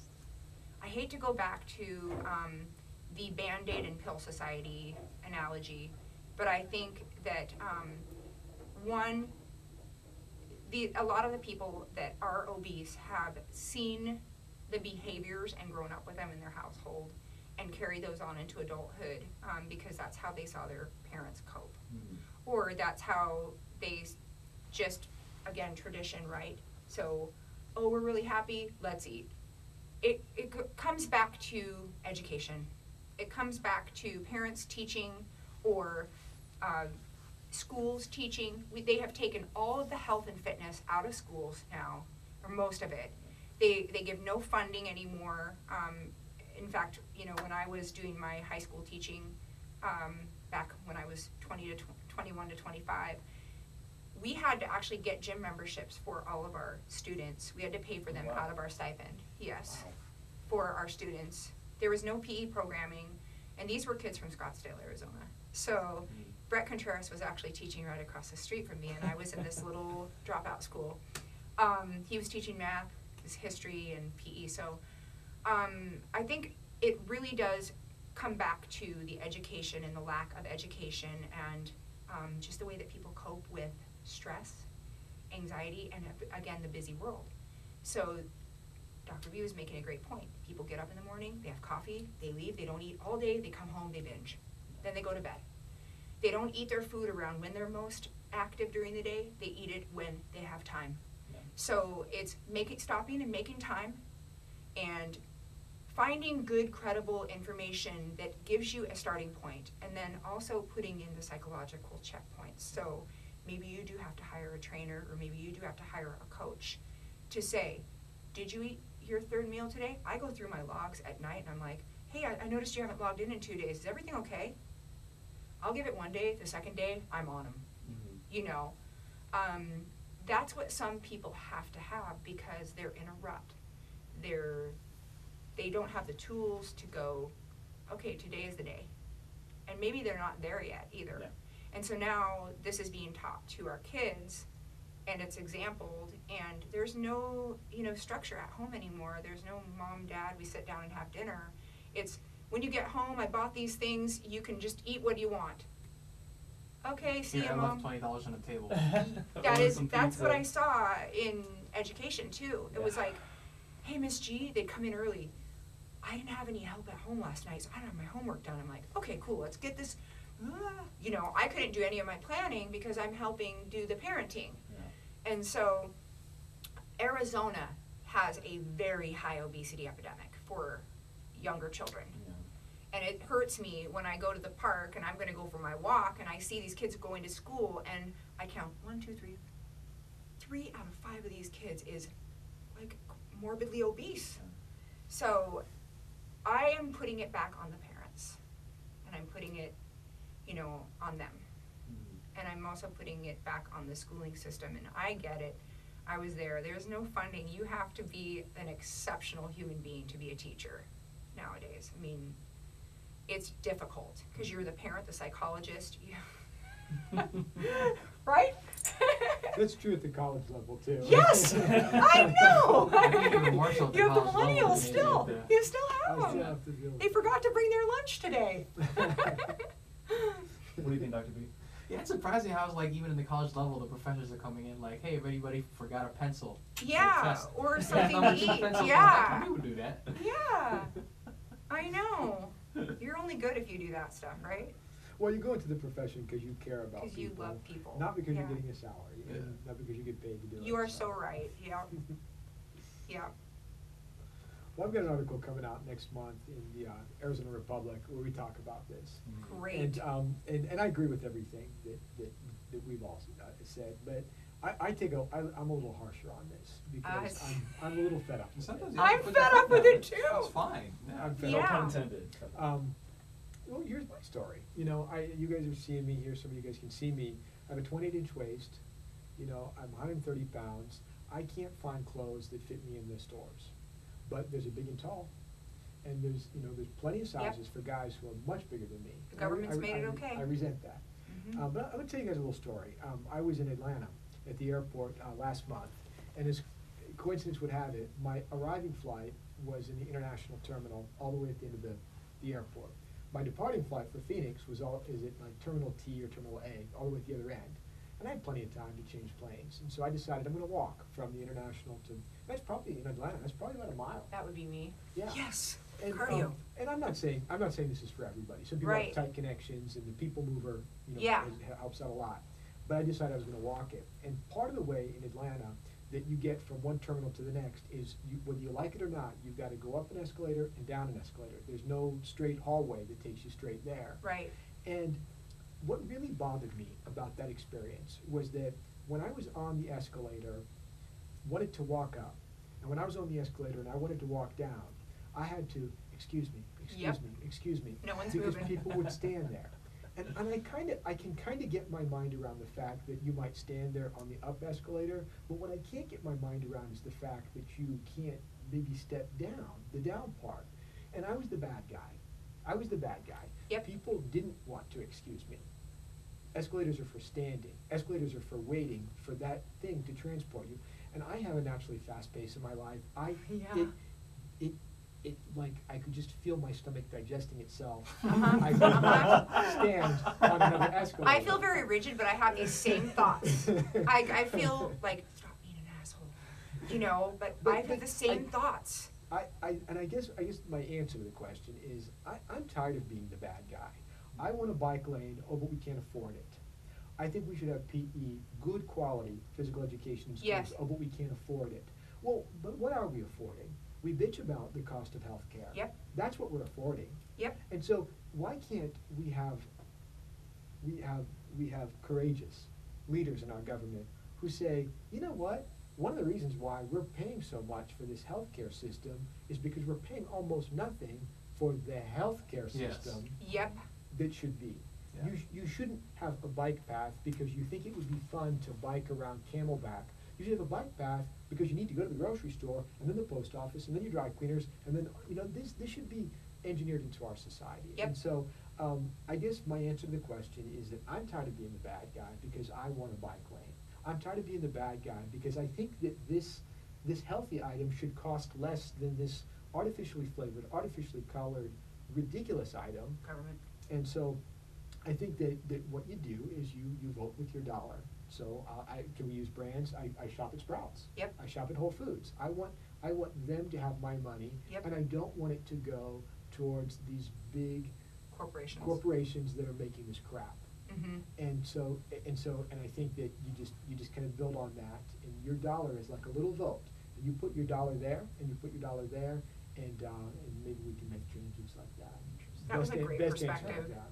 Yeah, money talks, right? Yeah, And but it is so true. But what bothers me about that is that in I'm going to misquote this. I don't mean to misquote this, but I think it was 1980 when Whole Foods got started. Uh-huh. There was one Whole Foods in Austin, Texas. There are hundreds of Whole Foods in the United States. What Yeah. does that tell you? It tells you that there is a contingent of the People are population aware. that Yeah. do want that. Yep. And all I'm saying is start listening to us a little more and them a little less. Mm-hmm.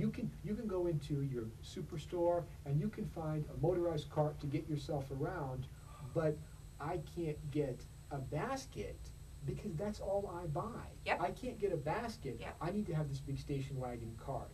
I think that those are the kinds of things where those of us who are in this sort of conundrum where it's like, well, I have dollars too. I need to buy clothes too. Need to speak up a little bit more. Yeah. Best answer I can give you, and it's a crappy answer. Actually, I think it's a great answer. It is a great answer because, you know, everybody asks, like, well, but Kelly, how do we make a difference? And I'm like, well, you can do that one person at a time. Yeah. So he's right. It's all about the decision-making process. So I was like excited because I'm like, oh, great, you know, now Walmart's not just catering to, you know, the people that just eat junk food. Now they've got the whole gluten-free aisle. They've got, you know, all the organic milk now. They've got the organic cage-free eggs and blah. I was excited about it. But again, you throw caution because it's like, but you're still feeding big business. Yes, You're yeah. still feeding, I you know, still think it's a step in the right direction. sick, wired, I and think tired. that when you take a look at like a Target or a Walmart, Yep. and they seem to get that there's this buying Gap. power out there. Yeah. I think it's a good sign, but I also believe, as I'm sure many of you do, that there does seem to be a little bit of a haves and have-nots. There seems to be more of a divide with people who are living one life on the extreme obesity, Yes. and some people who are living this extreme life of, they only eat watercress and stuff like that. And I think that there may be a middle ground Then there's some in Clorox. this as well. Yeah, and a lot of it's misinformation because, you know, people that think they need to go on a diet think it's going to be miserable, and it's just not. Yeah. Doesn't have to be. And I love the education that a lot of the flexible dieting coaches has been out giving because, you know, back in 2014, there were like 1 million people that knew about flexible dieting, and now we've got 10 million subscribers to just IIFYM, Yep. the site. And that means that a lot of people have been out there saying, you don't have to suffer on a diet. Yeah. Hey, obesity is a real problem. It's a problem because of these 3 factors. Can you work on those 3 things, or maybe even one at a time? And that's what you have to do with people that you know, are obese is you have to work on first the psychological aspect of it, that this is going to be a different way of living. Yeah. Let me tell you how it's going to be different. Do you think you can do some of those things? Oh yeah. Okay, great. Well, now we have, you know, a basis for which we can, you know, kind of, I guess, communicate and also compromise on certain things, because anytime you go to change something, there's going to be compromise that has to be made. You can't, like, I didn't hire a trainer and spend all this money to say, I want to do things my way. Yeah. Hey, I want to do things my way. Mhm. That means your scope stays here. So I was telling you that. Yeah. I wanted my scope to be here, because even if, you know, your coach doesn't possess this quality, they probably possess this, this, and this. Mhm. So, you know. And I was telling Michael about that. Michael was laughing at me a few weeks ago when I said, I thought it was you and I were having this conversation. I said, you know, one of these days I think I'm going to get a trainer. And Michael's like, well, but you're a PhD. You're an exercise physiologist. Why do you need a trainer? You need and it was one. because of that. Because I Coaches said, need coaches. But this is what I know. But I bet he knows how to do something that I don't. Yeah. And I love that kind of education Yeah. process. Before we get too farther into this, I just want to make sure we sign off with Kelly Yeah. properly. Yes. So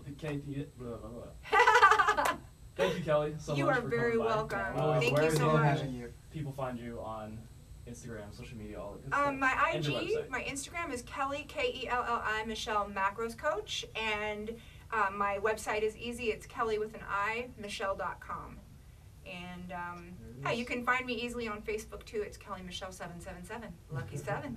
All If right. anybody's like inquiring about coaching, do you have any spots open right now? I do. Now that I'm finished with school, I actually have a pretty good flow going. So I take new clients every other week. I usually get 2 or 3 started every other week, and then I get them perfect for the next 10 to 14 days, and then I'll start taking new ones again. So it's probably about a 10 to 14 day wait at max right now. Mhm. And you have to do your logging anyway, so that takes up 7 of the days. Awesome. Well, thanks again, Kelly. Yeah, Michelle, so thanks much. you Love to have guys. you back on again eventually. Yeah. We're going to take a quick break Love just so that. I can walk Kelly out of here and not be an Yes. asshole. Ah! We'll be back. I love it. All right. So Kelly had to step out. She had some sort of appointment. Yes. So now we are finishing up with Dr. B and a couple more questions. Yes. Let's go. Let's get to that one about the ab training. I was interested about that one. Oh shit! I don't think I put that on here. Oh. What was it? It was something about crunches being bad for your spine. Oh, Yeah, I think you have an opinion on Yeah. crunches, right? Well, I think they're bad for your spine if you do them right. The right? No, if you do them right, if you've got good back support. Are they effective though? Well defined effective. What are you trying to do? That's a good question. Okay, so effective. Reducing- So let's do so let's define effective in 3 ways. One, effective is it effective in improving core strength and stability? Probably. 2, is it effective for increasing the muscle mass in your abdominal area? I'm sure Maybe. some people would want to look at that. And a third, is it effective in burning that body fat around your midsection? So that's it. Those are easy ones. Yeah. Okay. Well, there you go. What was Alright. it? Was it maybe? It was maybe, and no. And no. Yeah. Okay. Alright. Well, there you go. Next thing. Yeah. Am I gonna lose my gains if I do cardio after lifting? Oh gosh, that's like no. Can I just leave it at Yeah, that? just leave it at that. Some of these are like lightning roundish anyway, so yeah. Okay, Let's just let's do it. that's just dumb. All right. Let's see. What was this one? Should I prioritize lifting or cardio for fat loss? You should prioritize whichever one that contributes to the goal that you've set. So for fat loss, I would probably emphasize cardiorespiratory exercises as opposed to resistance training. But do both. There's nothing wrong with doing both. Yeah. Let's see. Well, look, could we just elaborate a little bit more? So we know it's important to kind of emphasize the cardiovascular exercise component when we're talking about fat loss, but there are people who go into the extreme where all they do is run on the treadmill and don't do anything else. Oh, well, okay. So when you start to get to graduate school, you start to clean up your vocabulary a lot. You start to learn precise definitions for things. Yes, language is important. Language is important. Resistance training is cardio. I hate to tell everybody that, but resistance training is cardio. You Right. are increasing your You're heart elevating rate. heart rate. Yes. You're increasing the work load, the work demand on your heart. That's not cardio. That's cardio. Yeah. Cardio. Mm-hmm. So I mean, it's kind of like aerobic exercise, anaerobic exercise, cardio, and weight training. I don't like those boxes anymore. Yep. Mhm. So, so with that said, I think that early on, some of the studies that have been done showed that if you really engage in high intensity aerobic type exercise, you know, you're running and you're cycling and that sort of thing, that your body would adapt from a cardiovascular perspective, stronger heart, Yes. greater blood volume, that sort of thing. And so, because that's often in some physiologic ways incompatible with the gain of lean body mass, people sort of put things in boxes. Well, you do cardio for this and you do resistance training for that. But you got to sort of think about the body as an organism as a whole. You always want to be stronger, right? Yes. You always want to have a better VO2 cardiovascular system. So I've never been one of the, I've never, and even as an undergraduate, thought that there's this reason to separate all Yeah. of these things. Now, when we start talking about how to train an athlete at the Division I college level, and this athlete needs to be really good at this and really good at that, I think we can start making cases that coaches at Yeah. this level need to start emphasizing this versus that. I've worked with our wrestling team here at ASU in the past, and a lot of times, this was a few years ago, the guys would say, well, we run all the time, Dr. Berger, we're always running. And of course, you need a nice base of aerobic fitness in order to be a wrestler, but there's also something to be said for skill acquisition and practice, Yes. and those kind of things you do on the mat. So I think it's the coaches on the right track when they say, well, we want to build up this base level of physical fitness because you're coming into the big time now, you don't have it, and now we're going to start working on skill acquisition and tactics and stuff like that. So I'm not throwing that out the door, but I do think that for the general public, certainly for novice and intermediate lifters, there's no need to be so. Yeah, you don't need to separate the cardio and the weightlifting because you're right. And Yeah. you know, it's really funny that you brought that up is because there's a big, there's a meme online and Instagram where it's like, what do you mean cardio? You mean lifting weights faster is cardio? There Well, you you go. know what? There you go. It's funny for a lot of people, but he just said it. Lifting weights is cardio. It elevates your heart rate. So Yeah, I mean, in we that wouldn't- sense, then if yes. it wasn't, we wouldn't worry about things like the Valsalva maneuver, and Yeah. holding your breath during the Exactly. it affects your heart. You need your heart to weight train. Moral of the story, just go to the damn gym and lift some freaking weights. Yeah, and don't ignore your weight training. Don't ignore your cardiovascular training, and I think you'll find that you cover your bases pretty much For the with those two. for the love of gains. Yes. All right, moving on. I think we tackled that one. Moving on to protein. So, is there such thing as the anabolic window? So, Kelli would answer this too. I know we should. That's okay. Okay. Missed that. Oh, I think Dr. P is good to go on Yeah. this one. And to elaborate on that, anabolic window is like people think there's like a 30-minute post-exercise period where you have to get protein in, otherwise you're wasting your workout or your muscle protein synthesis isn't maximized. So let me narrow this question down even more. Is the timing important, or is the dosing important? Do I have to pick one? Can I say? No, both are you important? could absolutely. So let's start with some basic things here. One of the things, and I might be a little old school on this, but I was heavily influenced by the research of a guy named Kevin Tipton. He's in the United Kingdom. And Dr. Tipton and his colleagues published an article several years ago. I want to say it was maybe 2004, 2005 now, a good 10 years ago, where they approached this question very systematically. And I liked their approach, and so it stayed with me. In fact, I saw Dr. Tipton in Denver just a few weeks ago. They took a look at what would happen if you fed somebody protein and nothing else. They took a look at what would happen if you fed somebody carbohydrate and nothing else. Carbohydrate plus protein and nothing else. They took a look at what happens if you weight train somebody and nothing else. If you engage in endurance exercise, nothing else. They took a very systematic approach. And one of the things that they taught me was that there is a synergistic effect between the weight training and the protein consumption. And that's kind of getting ourselves into this anabolic window. There does seem to be a synergistic effect. And I don't know if it was this particular research group that said, well, look, here's what's happening in recovery 24 hours after your workout, and here's what happens with the synergistic effect of protein, so therefore you should consume a protein supplement or a protein-rich meal within your first few minutes of the workout. That's why you see guys in the locker room mixing stuff up right then and there. because the feeling was, from research at the time, was that the synergistic effect was at its peak very soon after the workout. And I can shed a little bit of light on that with data that I actually collected, because I was looking at thermic effective feeding, and I was taking a look at energy expenditure, and I was taking a look at those kinds of things. And I can tell you with data that I've got from my dissertation, that there's an energy increase associated with the protein following the workout, because we couldn't measure them for very long. We could only measure them for about 2 hours. Thermic effect of food. Yeah. So from consuming protein. Yeah, so you're getting an energy expenditure boost. A greater energy expenditure. Small. Yeah. And more subjects would give us more power to say that. Real quick, thermic effect of food, that just essentially means the energy that you have to expend to digest and absorb digest calories. and So absorb, it yes. takes energy to get energy from food. Because you need to digest those Yes. proteins, Yeah. and that takes some energy Right. to do that. There you go. So you know, the reason why I sort of confess to being old school about this is because I was heavily influenced by that research early on in my graduate education, and there's really no reason to believe that that's any different now. But I think what we've done is since then is we've taken a look at, okay, what about whey versus casein? So we see different amino acid absorption rates. We've played around with what the intensity of the workout needs to be. We've even played around with, do you take it before and then work out, or take it after and then work?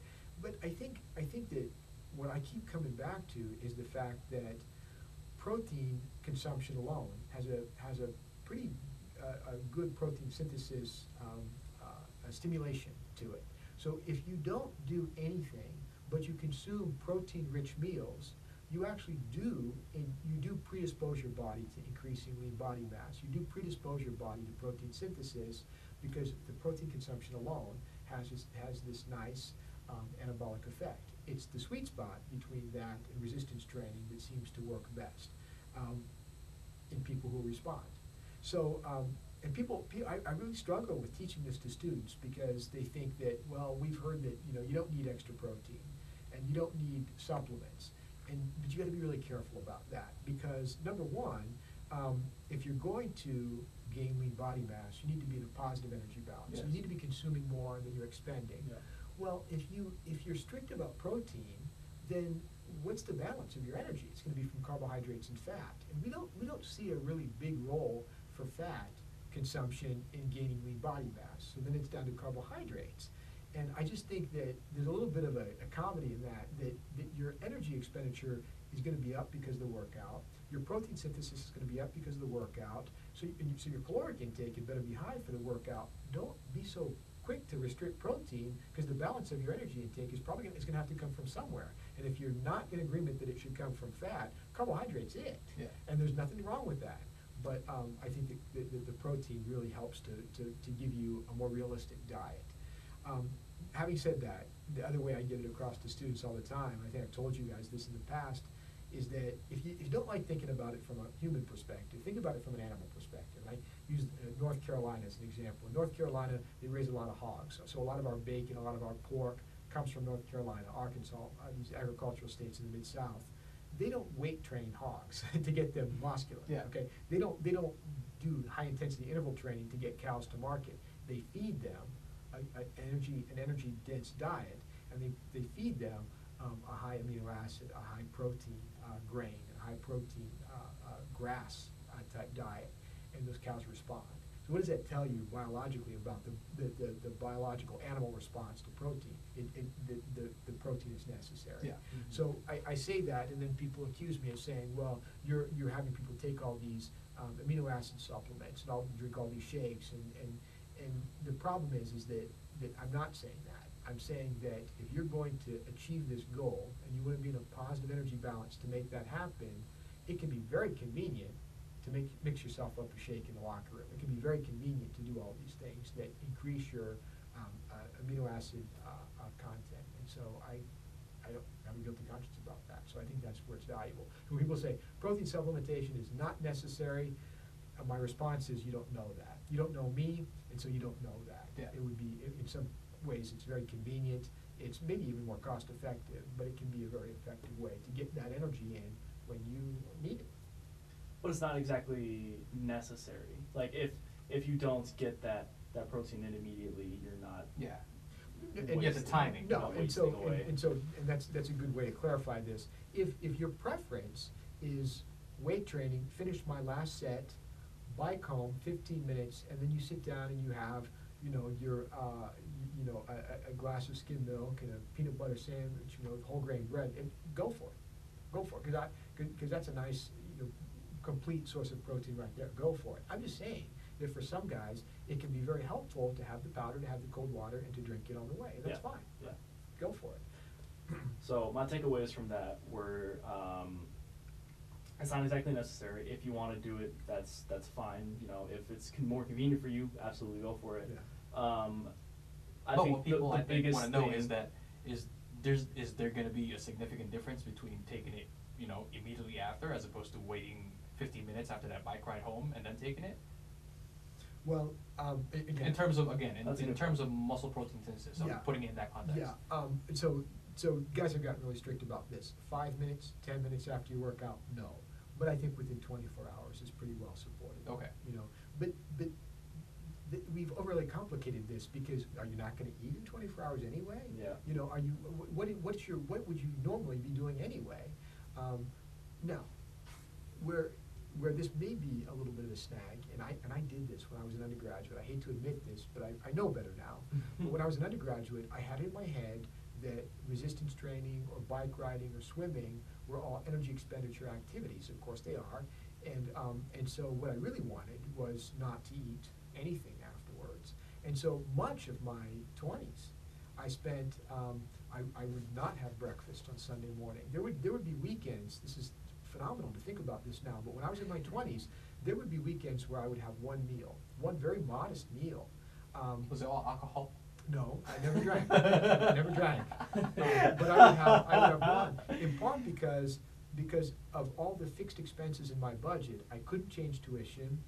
I couldn't change that plane ticket home for the holidays, but I could change my food budget. And so there would be times when I would get groceries on Friday afternoon, or I would get groceries on Monday, and once that 5 days was over and I just didn't have anything in the refrigerator, I stopped eating until there was enough money to buy it again. And I look back on that now and I think how stupid that was, that, and of course, you guys wouldn't do that these days, but I had it in my head that, hey, I'm gonna reduce my percent body fat, I'm in the gym, so I'm gonna gain that lean body mass.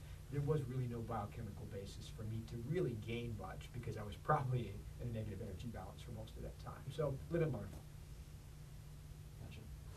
Yeah, so Dr. B said it's not a huge difference if you get it Within the 24 hours. Within the If 24 you hours. want it, if you And want I a turkey think, sandwich and a glass of cold milk within, when you come home from your workout, that's fine. and I would argue the biggest thing is just to make sure your actual just daily intake of protein is adequate. Yeah. Do you agree? Absolutely, Yeah. and measure it, because, I sit here in front of you, and I probably will have to confess that my daily protein intake is not adequate.